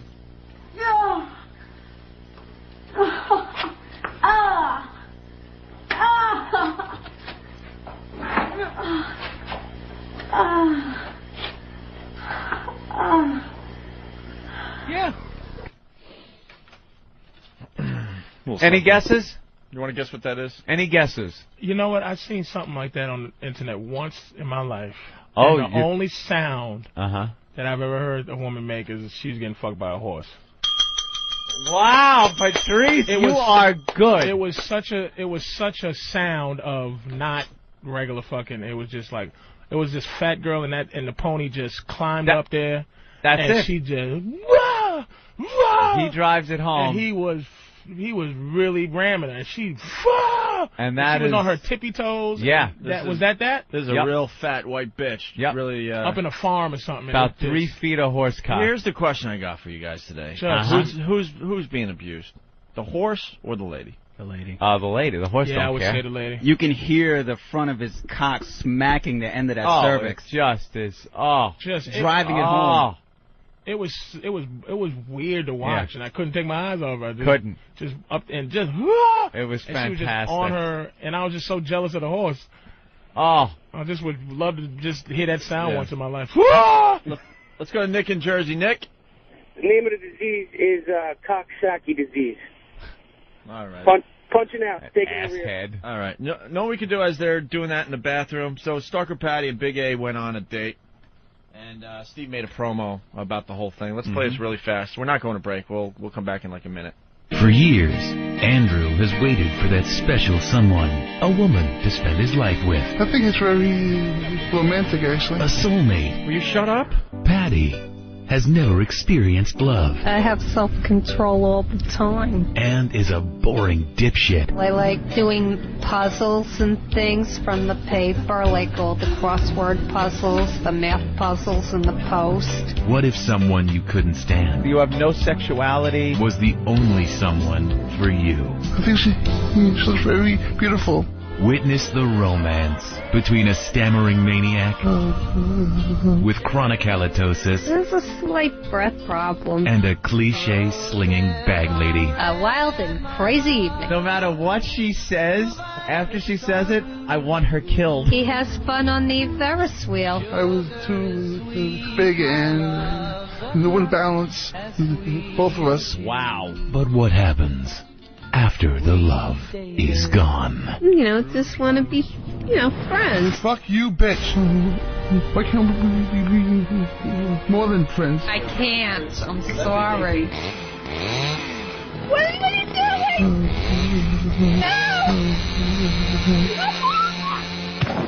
When rejection sends you over the edge, the only answer is murder. No, why not? Freak Date, mumbling its way to a theater near you.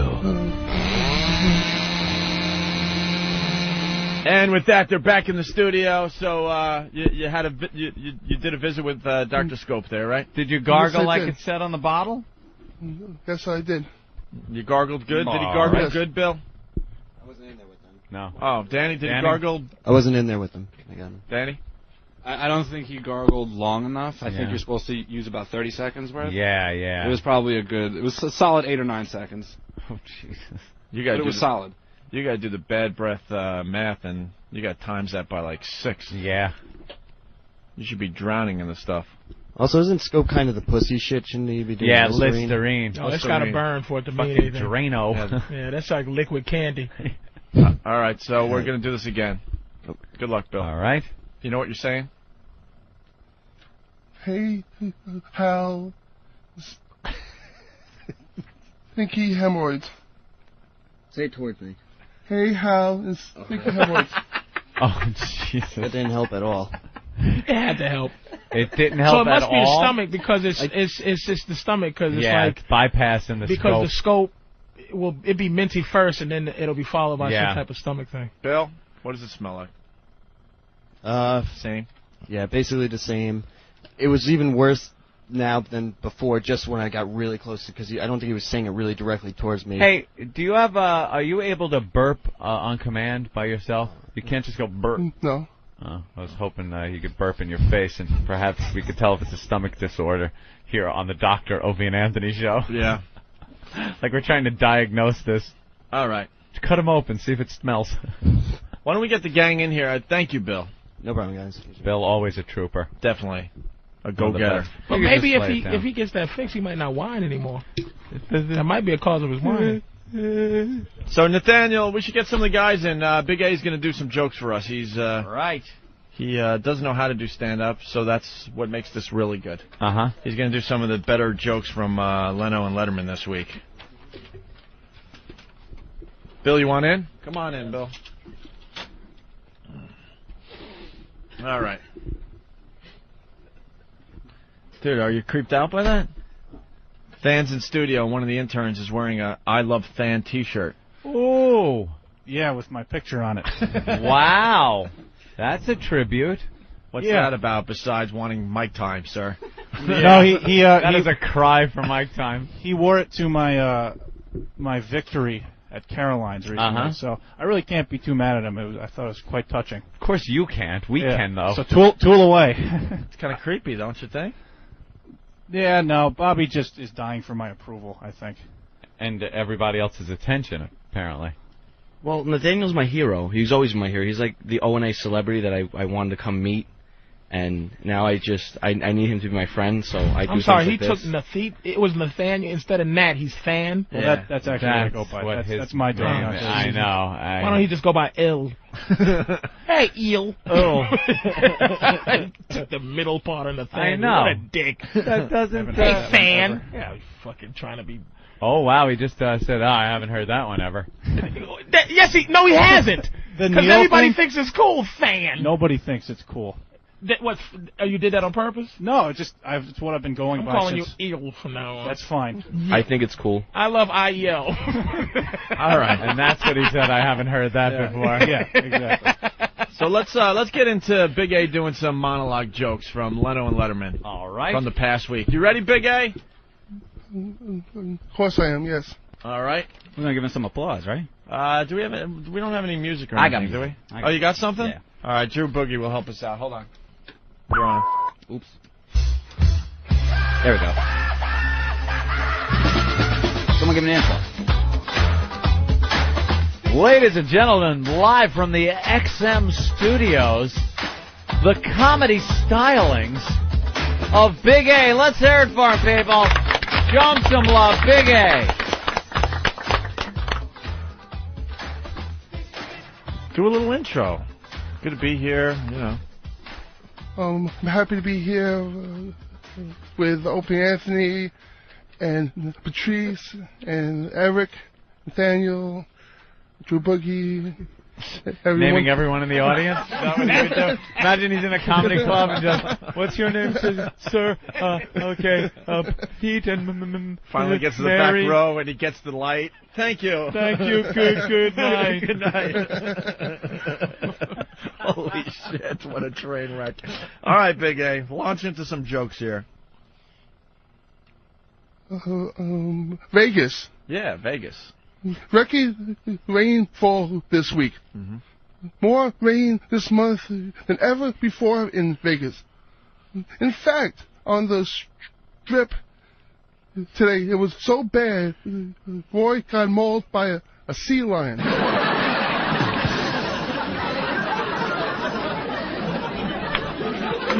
Do you know Supreme Court nominee Harriet Myers?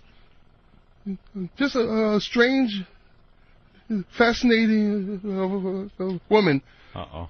This woman said fastly refuses to talk about herself. Will not talk about herself.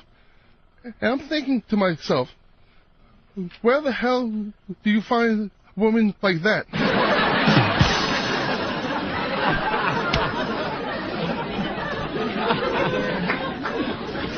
And Mom, please stop calling me.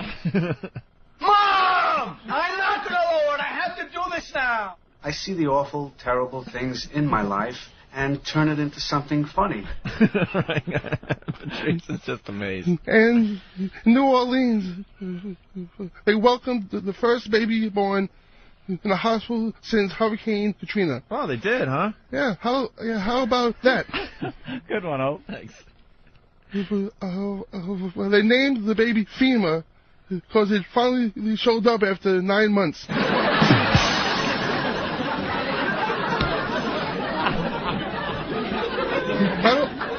I don't know if you folks have been following the new Chinese space program. No, we haven't. Yeah. About a week ago, they launched 2 astronauts up into space. And a couple of days ago, came back. Came back like today, as a matter of fact.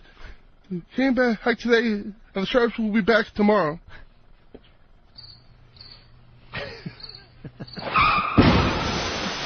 Hey, now I gotta hear how that joke was said. That was a bad writer. I have no idea what that one's about. I don't know if you folks have been following the new Chinese space program, but about a week ago they launched 2 astronauts up into space, and a couple of days ago came back today, as a matter of fact. Came back today, and the shirts will be back tomorrow.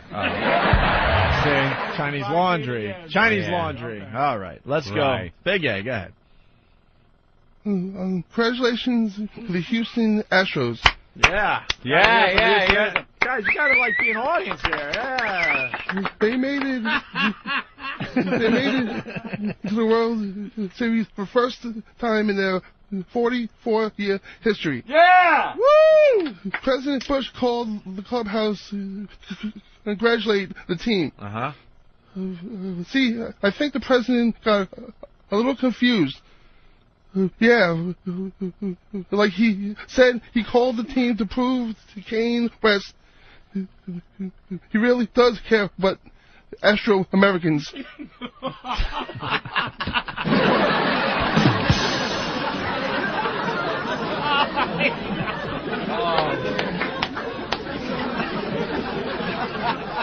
He stinks, and I don't like him. All right. The owner of the Minnesota Vikings has publicly apologized for members of the team having sex on a party boat on Lake Minnetonka. Pretty wild, too. They said more people went down on this boat than the Titanic.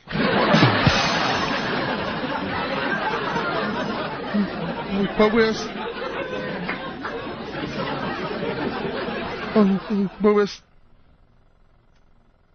still waiting. Okay. It's another ST word. It's the ST word, Patrice. Stop breathing. I saw you stop breathing. It's the ST words that just freeze him up. All right, sorry. They freeze him up. We really interrupted his timing, so you really should start over. Start over. Hey, look. Hey, look, man, I'm trying to make it better. I'm trying to help this guy out. What you mean I have to leave, motherfucker? Really, let's, Man, I paid to get in this motherfucking club, man. Let's back up. We've screwed up your timing there, Big A. We don't want to screw up Comedy's his timing. all about timing, so you better start that joke over again. All right. Go ahead. There we go. But we still waiting now for the results of the Iraqi election. And the Sunnis are now saying that the vote was rigged. The Sunnis are unhappy. They say the vote was rigged. So I guess they really are getting it an American-style democracy. Democracy.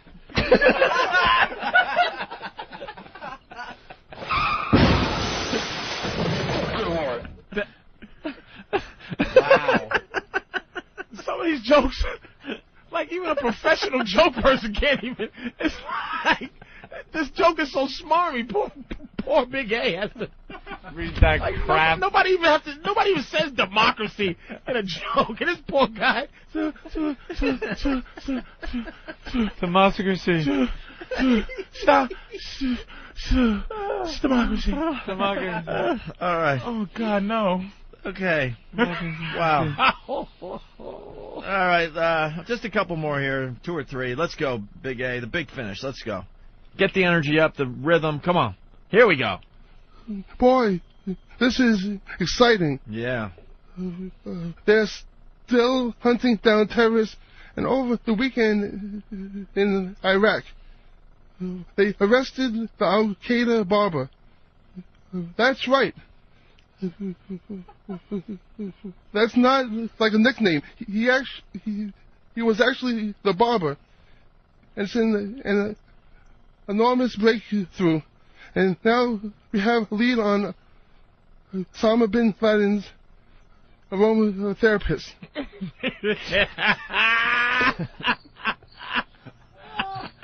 Now we have a lead on Osama bin Laden's aromatherapist. What the fuck? And this poor thing. Oh, what's an aromatherapist, Big A? Yeah. He has no idea. It has something to do with good smells. All right. Good God, oh Mother Jesus.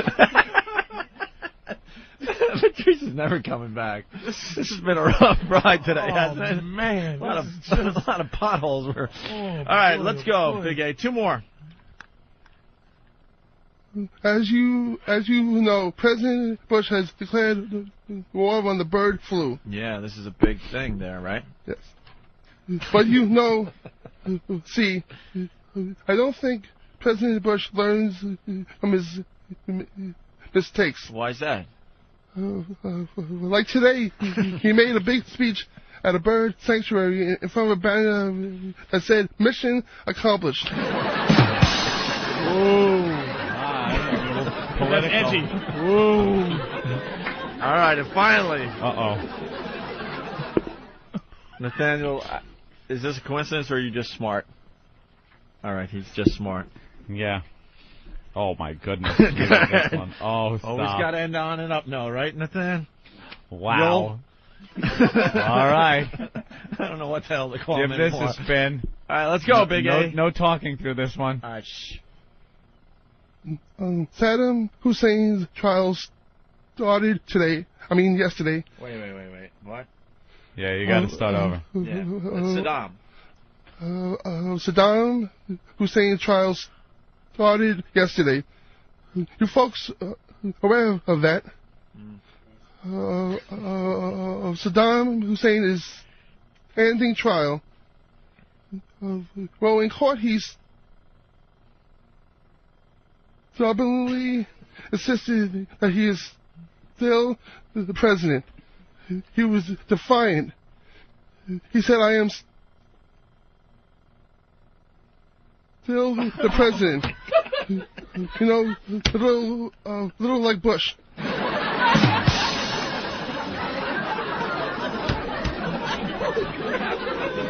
Wow. I need a fan.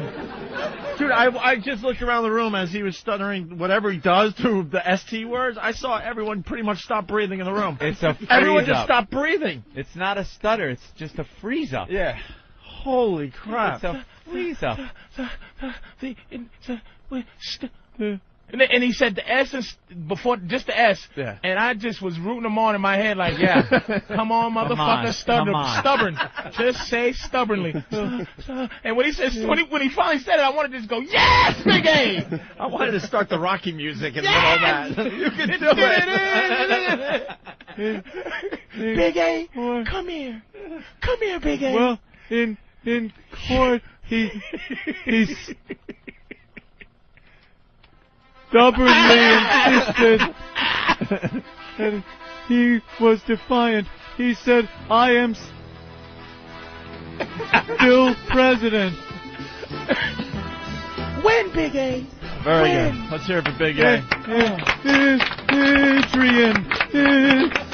Adrian. Oh, that was genius. Big A. Boy. So what are we promoting today? Your website?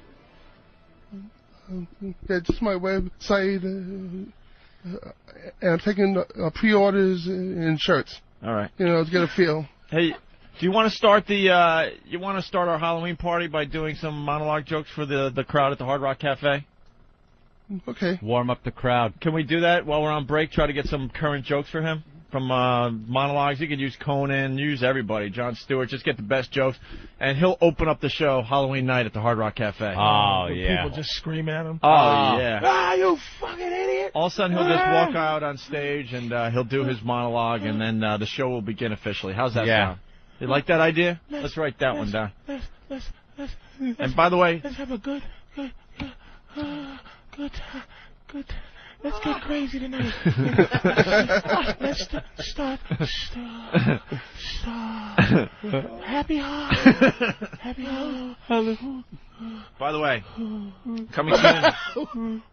coming soon to the Opie and Anthony show, we're going to have open auditions for the next Big A, or Stalker Patty, or Sandy Kane.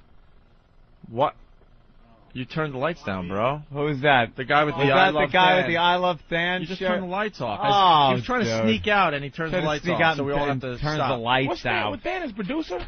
What? Is Nathaniel a producer? Or Yeah, oh yeah. His producer? Yeah, he's big guy on We campus. got a great now. staff behind us. All right. Yeah. And he does stand-up. He's doing real well. Is he really? Yeah, he's doing very well. So we're going to do open auditions on the Opie and Anthony show in the very near future. When we get back from break, we'll promote it for a week or two. Open audition, you come down to the station at 7 in the morning if you think you got something for this show. Whatever that is. Whatever. You know the characters like Pat from Menaki, Big A, Stalker Patty. Something you think would be liked by the audience. Right. I think a little off. Definitely. Mm-hmm. Can somebody say what they think? Is there anybody out there that what they think is wrong with as a term for what's he doing? I don't know. Have you ever been to something there, Big A speech therapist? Or? Well, as a kid, I have been, and during high school, I went to a speech therapist. What'd they tell you? Wow. I hope she got fired. What'd she tell you? Told him to slow down, and he still went. He used to go, hey, stubbornly. Now he goes.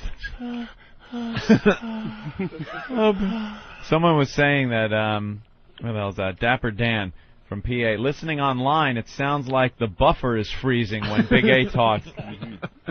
Like you know when you're listening. Phone sex girl. Yeah. What you doing? For only $9.95 a minute, you could get all the sexual satisfaction. Is your hand on it right now? Now, take your finger on your clitoris and stimulate yourself.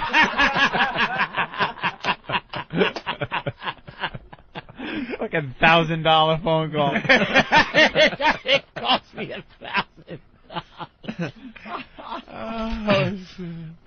$1,000. Now, do you own some type of sexual device?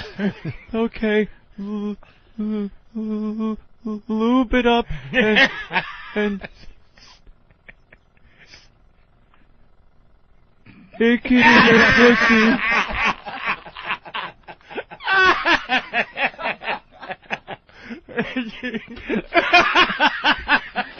Oh, but see, this is the part I get a little sad about because Big A isn't laughing with everybody. No, I can't look at Big A. I just feel bad. Don't look behind you right now. All right, Big A, we'll see you at the Halloween A. party. Yes. You know what you're going to be yet? Is it a surprise?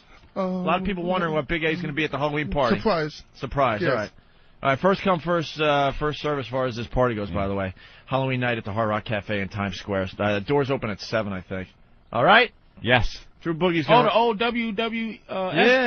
kid. WWE, whatever. Yeah. It's gonna be, we're going to blow it out that night. It's going to be great. And the T-shirt that we're giving out to everybody at the event, if you can't make it, my brother made a special 1-year anniversary XM/Halloween type shirt, and you could order them by going to opieandanthony.com, okay? In case you're somewhere else and you just want to... You know, arriving here, you got very limited time to get from here to the airport. I want no slip-ups. I don't want no slip-ups. You're ready to go. show is all schwooged up. It's I like that. We got a lot of schwoog going on today, up. man. That shit almost like, I like that better than, we well, might have to adopt that as a positive thing, man. Yeah. Yo, schwooged it up, dog. Yeah, we're gonna. Here, schwooging up shit.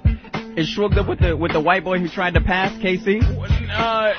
No. This is KC.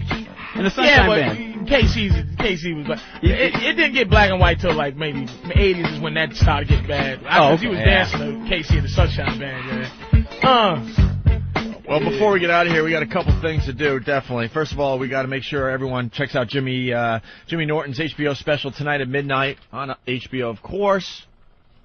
PatriceO'Neal.com, Drew Boogie in studio. Oh, I'm going to be at a comic strip this Saturday, tomorrow.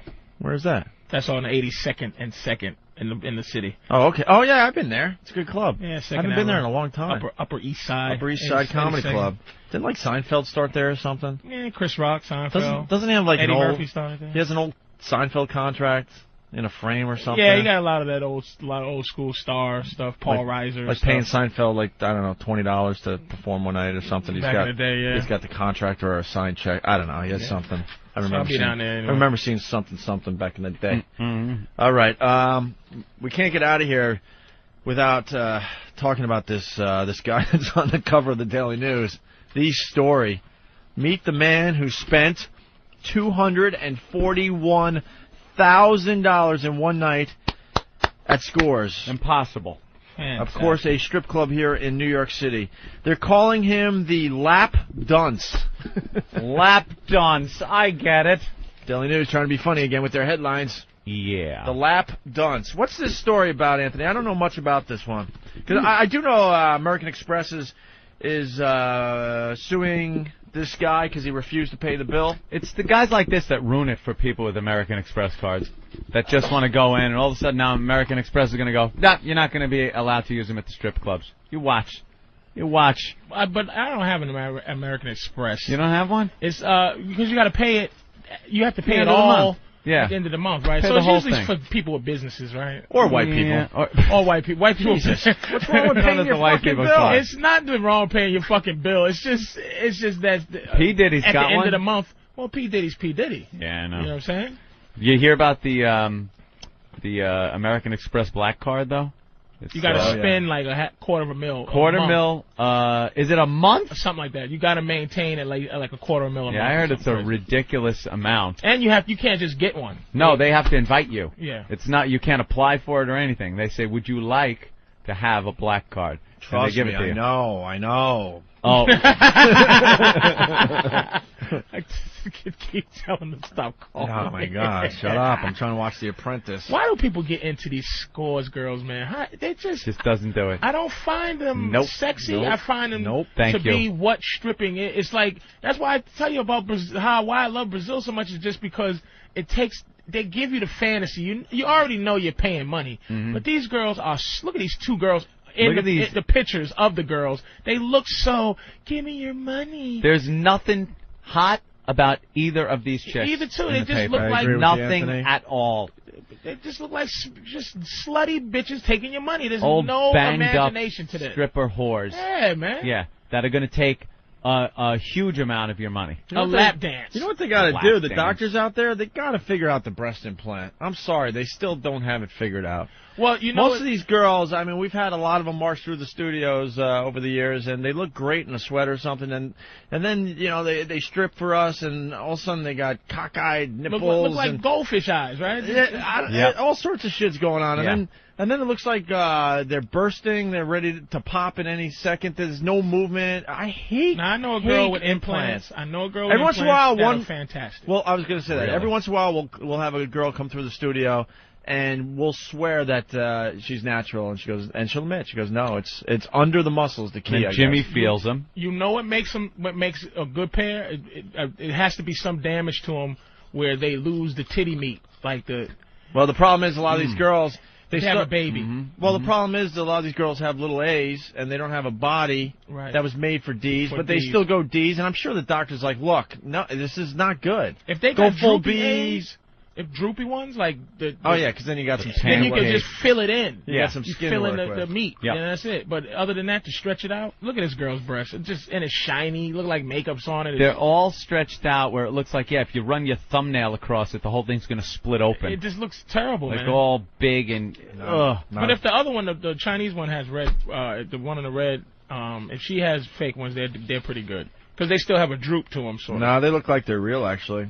Whores, disgusting whores. Just look horrible, right? Right. On what? Some lap dances where they don't let you touch them. Not a big fan of the naked. Not a big fan of the lap dance or the breast implant. As soon as the song is over, they go, "Thanks, bye." It's like who gets off on that, dude? We've said that many times on the show. I don't get off on that.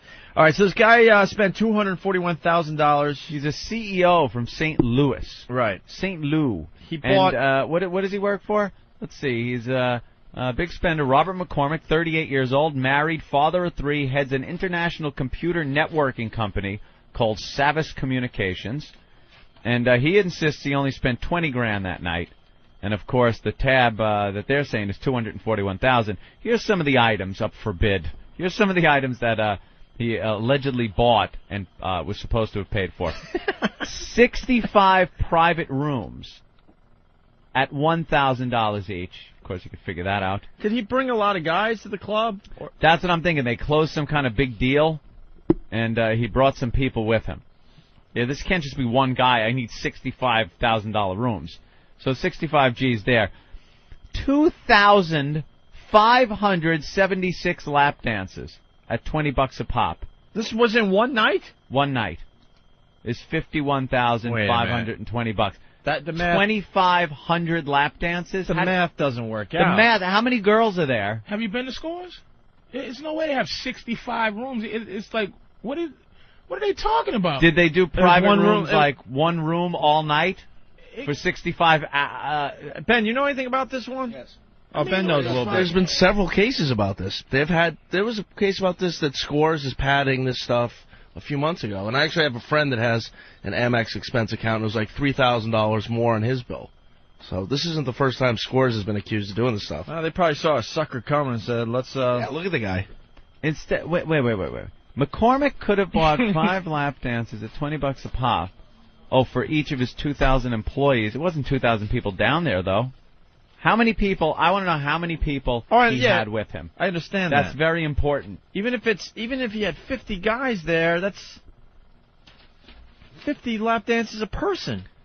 Yeah. Right? Did I do the math 50. right? What? 3 what? 3 what? If you have 50 guys there, 3 what? 50 guys get 3 dances. No. You get What are one you dance. talking You about? get one song. You get one song. No, a you dance. tell us. What are you talking? Feeding it to me. He's telling me 3, so I said 3. So 50 guys get 3 lap dances, and it's 25. All right, Derek's pissed off now. $51,000. What? 3 guys. What about 3 guys? That's what I'm hearing. He only had 3 guys. He only had 3 guys with him? Oh, they stole from the guy, man. That's impossible. Yeah, there's No, this way. is impossible because then look at this: 850 bottles of water at $9 a pop. He paid $7,650 for water. Do you think 850 people go in there, even during the day? But he's saying there was only 3 guys there. 850 bottles of water, 750 shots at $17.50 a pop. I've been that thirsty and horny before. With 3 of your friends. 3 of your friends had 350 martinis. They had over 100 martinis each at $22 a pop for a martini. And if that wasn't good enough, 30 bottles of champagne, because they each need 10 bottles of Yeah, because champagne. they're not drunk enough yet. And they each had almost 1,000 lap dances apiece. McCormick, 40, wound up at Scores the night of October 22nd with 3 business acquaintances and handed over his charge card. 3 business acquaintances. Well, then they're fucking him. Then they're fucking him. Yeah, they stole from him, dude. How did they... Unless he's drunk, running around going, what does everyone need? Or Hmm? unless All right. this is a deal he made with Scores because he might have paid for some pussy And, you know, the girls probably charge a G. He was getting blown. He might have 4 girls. Mark it down as water. They probably worked it out. Mark so it this down is as water. what came out. Because these bitches think they're high price. I've been to Scores once or twice. It sickens me. But these particular girls, they're probably a G to pop in the back. Maybe 2 At Gs least. to pop in the back. So if he had 3 guys. All right, hold on, guys. Then this is code. All right, code. 65 private rooms. That's where the sex went on. So okay, You're paying for that. Okay, lap dances are lap dances. That's the Right. foreplay. Okay, 850 bottles of water. Blowjob. Yeah, that's 850 BJs. Let's be honest here. 750 shots. It's 1750 a pop. That's a little better than a BJ. That's probably Shots is that's probably regular intercourse. That's I'm thinking. fucking. And And you know what the martinis the are. martinis is the dirty hole. Fucking them up the ass. And who has That's no the one dirty has martini. 30 bottles. That's the dirty martini. Olive not included. And no one has 30 bottles of $3,200 champagne laying around. Like Yeah, you, just you laying would, around. You would have 4. Yeah. And then High Roller would come in and they would go, we're all out. But We're we all do out of have the good stuff. two $2,500 ones left. Yeah, we got the He was paying Cristal. for sex and he begged them. He begged them to put this on some other way. Because he's married. Yeah, he's married. He's got He did kids. something. We got a guy that says this guy's notorious all over St. Louis. Walter. Hey, what's going on, guys? Hey. Yeah, the Savas, man, his company sponsors the stadium where the St. Louis Blues play hockey. It's the Savas Center in St. Louis. And that Scores place is, notorious Hookerville, man. They've been raided a few times. I'm in Indianapolis now, but I used to live in St. Louis. They've been taken down a bunch, man. So, yeah, that guy was buying pussy left and right. And I hear they also have mafia ties, so I'm going to officially go on the radio and say I have no fucking idea what they do at Scores. This Thank you. guy then Right is on. a lying prick, and he spent all that money there. That's He was right. buying, this is because there's no way they would play themselves. This is what an entire company, you know, you take 100 guys couldn't do this much at a Yeah. you know, not even this much. He would have to walk in and the entire night buy everybody in the place everything they wanted. Everyone that walked into Scores that night, he said, the night's on me, get whatever you want. And one guy gets fucking 20 lap dances And the whole all night. day. And all day, right. A and conga still, line. And still 850 bottles of water. A Who's conga ordering line. water? I'm telling you, this dude buying he worked something out with them to like just make it sound like that. And now American Express, he's probably like these guys.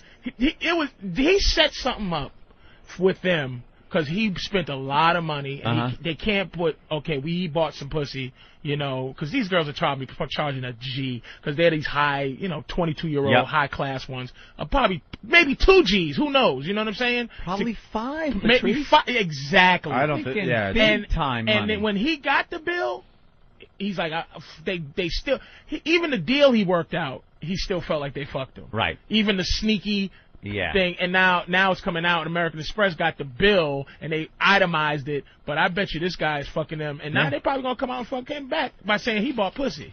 I want Why? to know what it is about these fucking clubs, though, that justifies $9 for a bottle of water. You know they're not paying these girls. They're not paying these fucking girls money. No. They're not. They're paying them shit. No. They work off of tips. They work off of fucking tips. They usually have to be split with the fucking club. So they're making money on the girls. Never mind having to spend it. The booze cost them the same. The booze companies aren't going, oh, you're a strip club? Well, it's 10 times more to buy from us than it would if you were a local pub. Why do they get away with selling bottles of water for $9 fucking each? A martini for $22 for a fucking martini. They do that everywhere. I know, Sporting why? events. I was paying. No, not to this level. Well, not to this oh, fucking so it's level. it's okay to spend $4 or $5 on a bottle of water when you go to a sporting event? You know something? 4 or 5 for a sporting water. event. That's high end, and that'll piss you Or the off. movies, they do. But, or the movies. Or the movies. Like, I mean, popcorn, a bag of shitty popcorn costs 2 cents to make. So if you think of markup, popcorn is well, soda's 12 you will million find %. nothing more expensive than in a tit bar. About $9 for a bottle of fucking water. I could go to the best hotel in New York City and pull a bottle of water out of the mini bar, and it ain't gonna be $9. Well, how about the fact that you know, if you buy a $9 bottle of water, you shouldn't have to tip. Like anything you buy in there, they should work something out with the girls.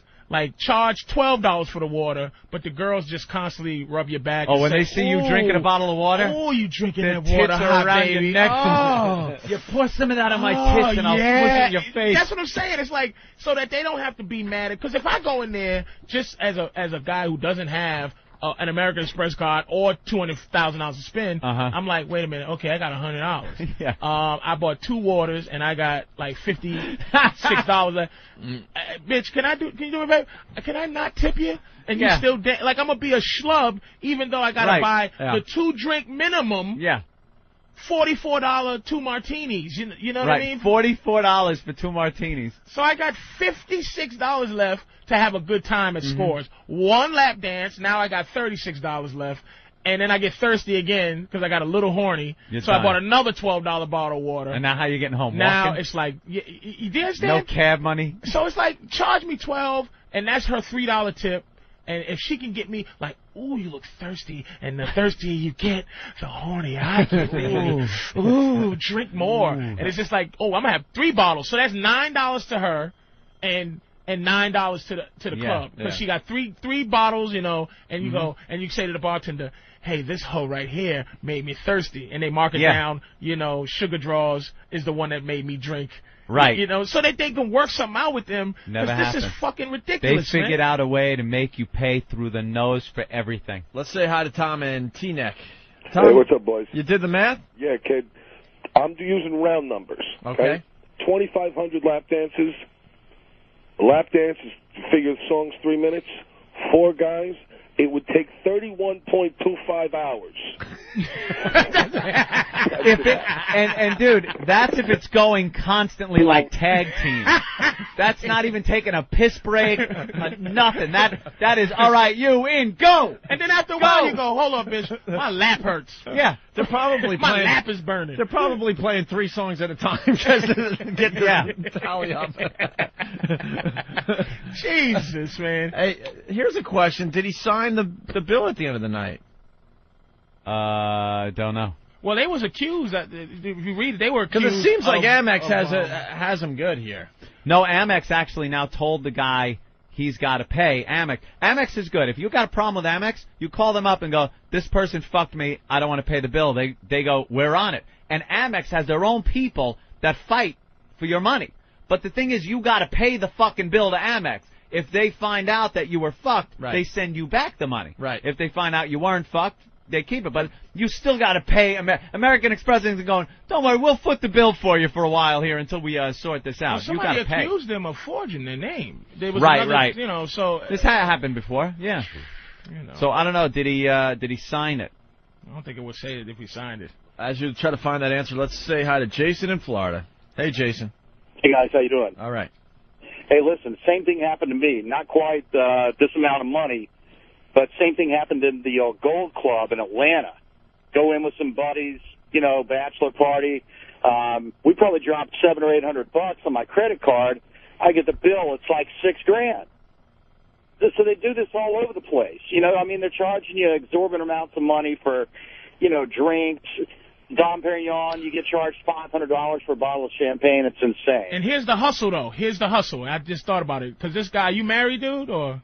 Well, I am now, yeah. Hey, the Gold Club is where Ewing got blown, by the way. Thank you, Yeah, Ben, exactly. from the other room. Oh. I was wondering that. That's the hustle. You know what they might be doing too? They might be catching guys where they got something to lose. These married businessmen, they see a ring on their finger, right. and they go, "Well, we're going to take a couple of extra." What is he going to say? Yep. He's not going to yell about it because he's in a strip club. He's not supposed to be. You know what I mean? This isn't looking good for him. Hold on, sir. This isn't looking good for him. Because he was spending so much money, the club had McCormick sign repeated waivers, identified with his own fingerprint.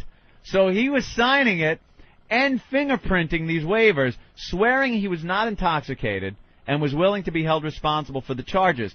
And the owner said he actually kept American Express aware hour by hour of what the guy was spending. There you go. He's so just a Amex dummy. was being informed every hour what this guy was spending. But and he on not only this, signed what but did he do? fingerprinted. Lap dunce. Lap dunce. I don't know. This guy, it just sounds like some guy who spent well beyond his means.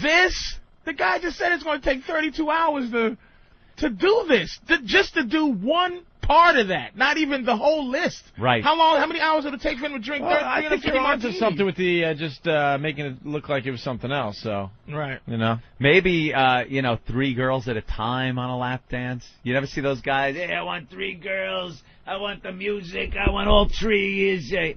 And then drinking a fucking $22 martini. Probably like hanging out in an area where maybe there's a couple other people that he deems cool. It's like, hey, buddy, you want to dance? Hey, get this guy over here. He starts drinking. It's like throwing the darts on the boardwalk. You're just Yeah. throwing darts. You're thinking nothing about it, and then all of a sudden they hand you the bill and say that'll be. You find out how much if there's a high class stripper out there Yeah. who sold some on the side, how much would a high class stripper sell a little bit of side coochie in the champagne room? Right. Like high class scores type of bitch. What did they buy for 5 G's? Because the Bunny Ranch costs a G. Yeah. You know, if you go to the Bunny Ranch, it's a G to fuck And around that's in legit. I think this guy, a little sex was being bought. 40 had to it covered up with the 15,000 water. just for 3 girls. If it's 5,000 a pop. Yeah. All right. And finally, the unknown Oregon lottery winner. Oh yeah. Chef from Oregon. Do we know who he is yet? He won $340 million. Yeah, right? they showed him. Oh, they did. He's just some guy. Is this audio? An average Joe. Yeah. Oh, I thought they still didn't know who he. Well, let's go to the tape here. In quiet Jacksonville, Oregon today, the talk of the town has been who?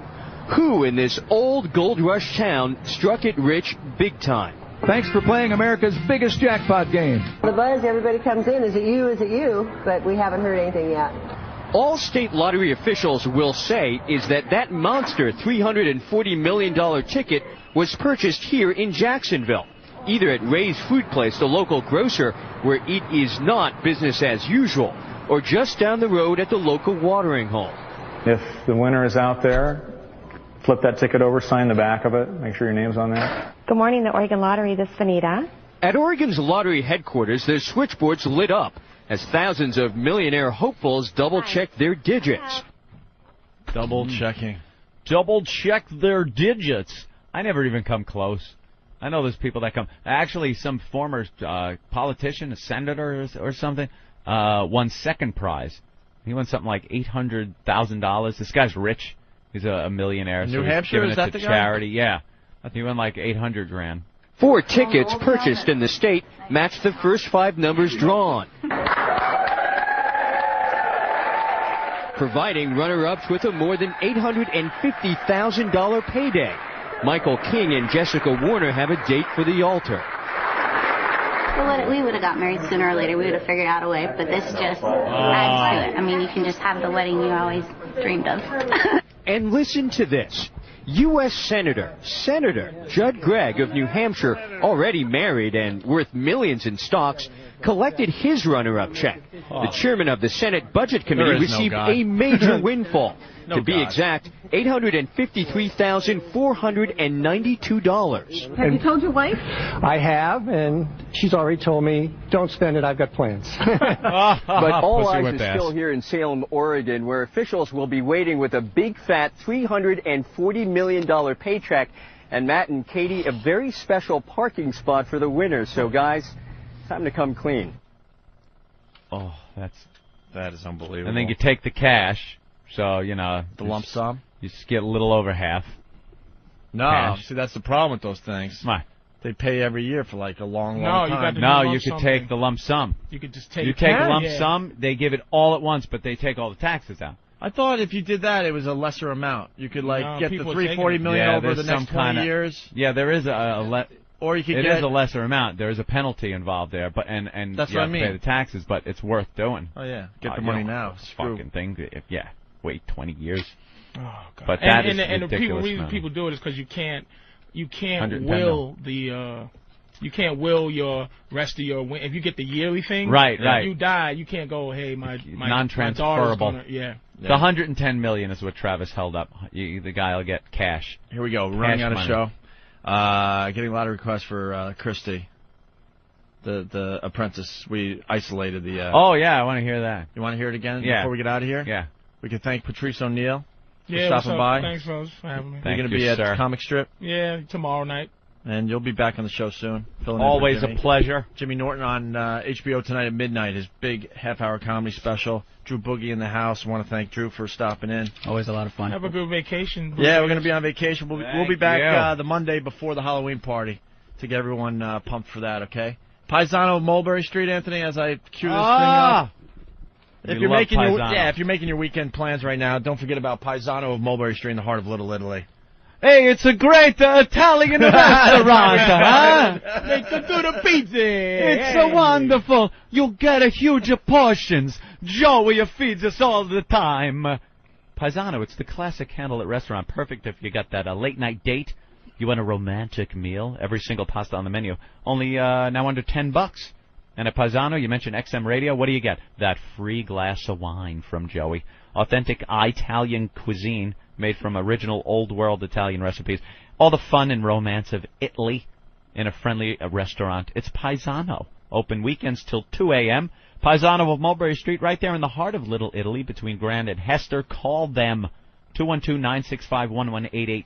212-965-1188 for Paisano of Mulberry Street. All right, Anthony, we got to set this up. So we had the loser from The Apprentice on the show. We found out that she had a kid at 16 years old or got pregnant at 16 years old, and the interview was kind of boring. So I popped in and played Mr. Asshole today, and it got very, very, very uncomfortable. Want to add anything to this? Not at all. Self-explanatory? They didn't send you off to some place to have the baby and tell all the neighbors that she's just at boarding school. They whited out her part of the will. No, they really didn't. And I was a great example to my community. I mean, I stood up and I took the front step and I did. Yep. I hear you. All right. Well, that's actually a pretty good way the story could have ended up. Because it could have ended worse, right, Opie? That's my partner, Opie. Opie, we call him Opie the Asshole sometimes here on the Opie and Anthony show. Works out very well. So so you're buying things, that's good. Real estate, a restaurant. Mm-hmm. I'm also going to be working with a company called Go Smile. Yeah, what is that? It is a smile beauty company. Mm-hmm. You can go to GoSmile.com. Okay. And what do they do? And it's a teeth whitening system. Oh, that's good. People like that. That's kind of taken off these days. Well, see, you sound like you're doing pretty good even without making it through to the end of The Apprentice. I am. I'm doing well. Yeah, it would have been nice to make it through, though, but you going to watch the show? Do you think you know who's going to win? I have the people in my mind that I would like to see win it. Yeah. Mm-hmm. I wouldn't watch. I'd be so dejected and pissed. No, I'm going to continue to watch. I have a lot of great friends on there. All right. Here's Donald Trump with his famous catchphrase. All right, let's hear what he said. The red button. Okay. Oh, okay, this one. Body rock! Program complete.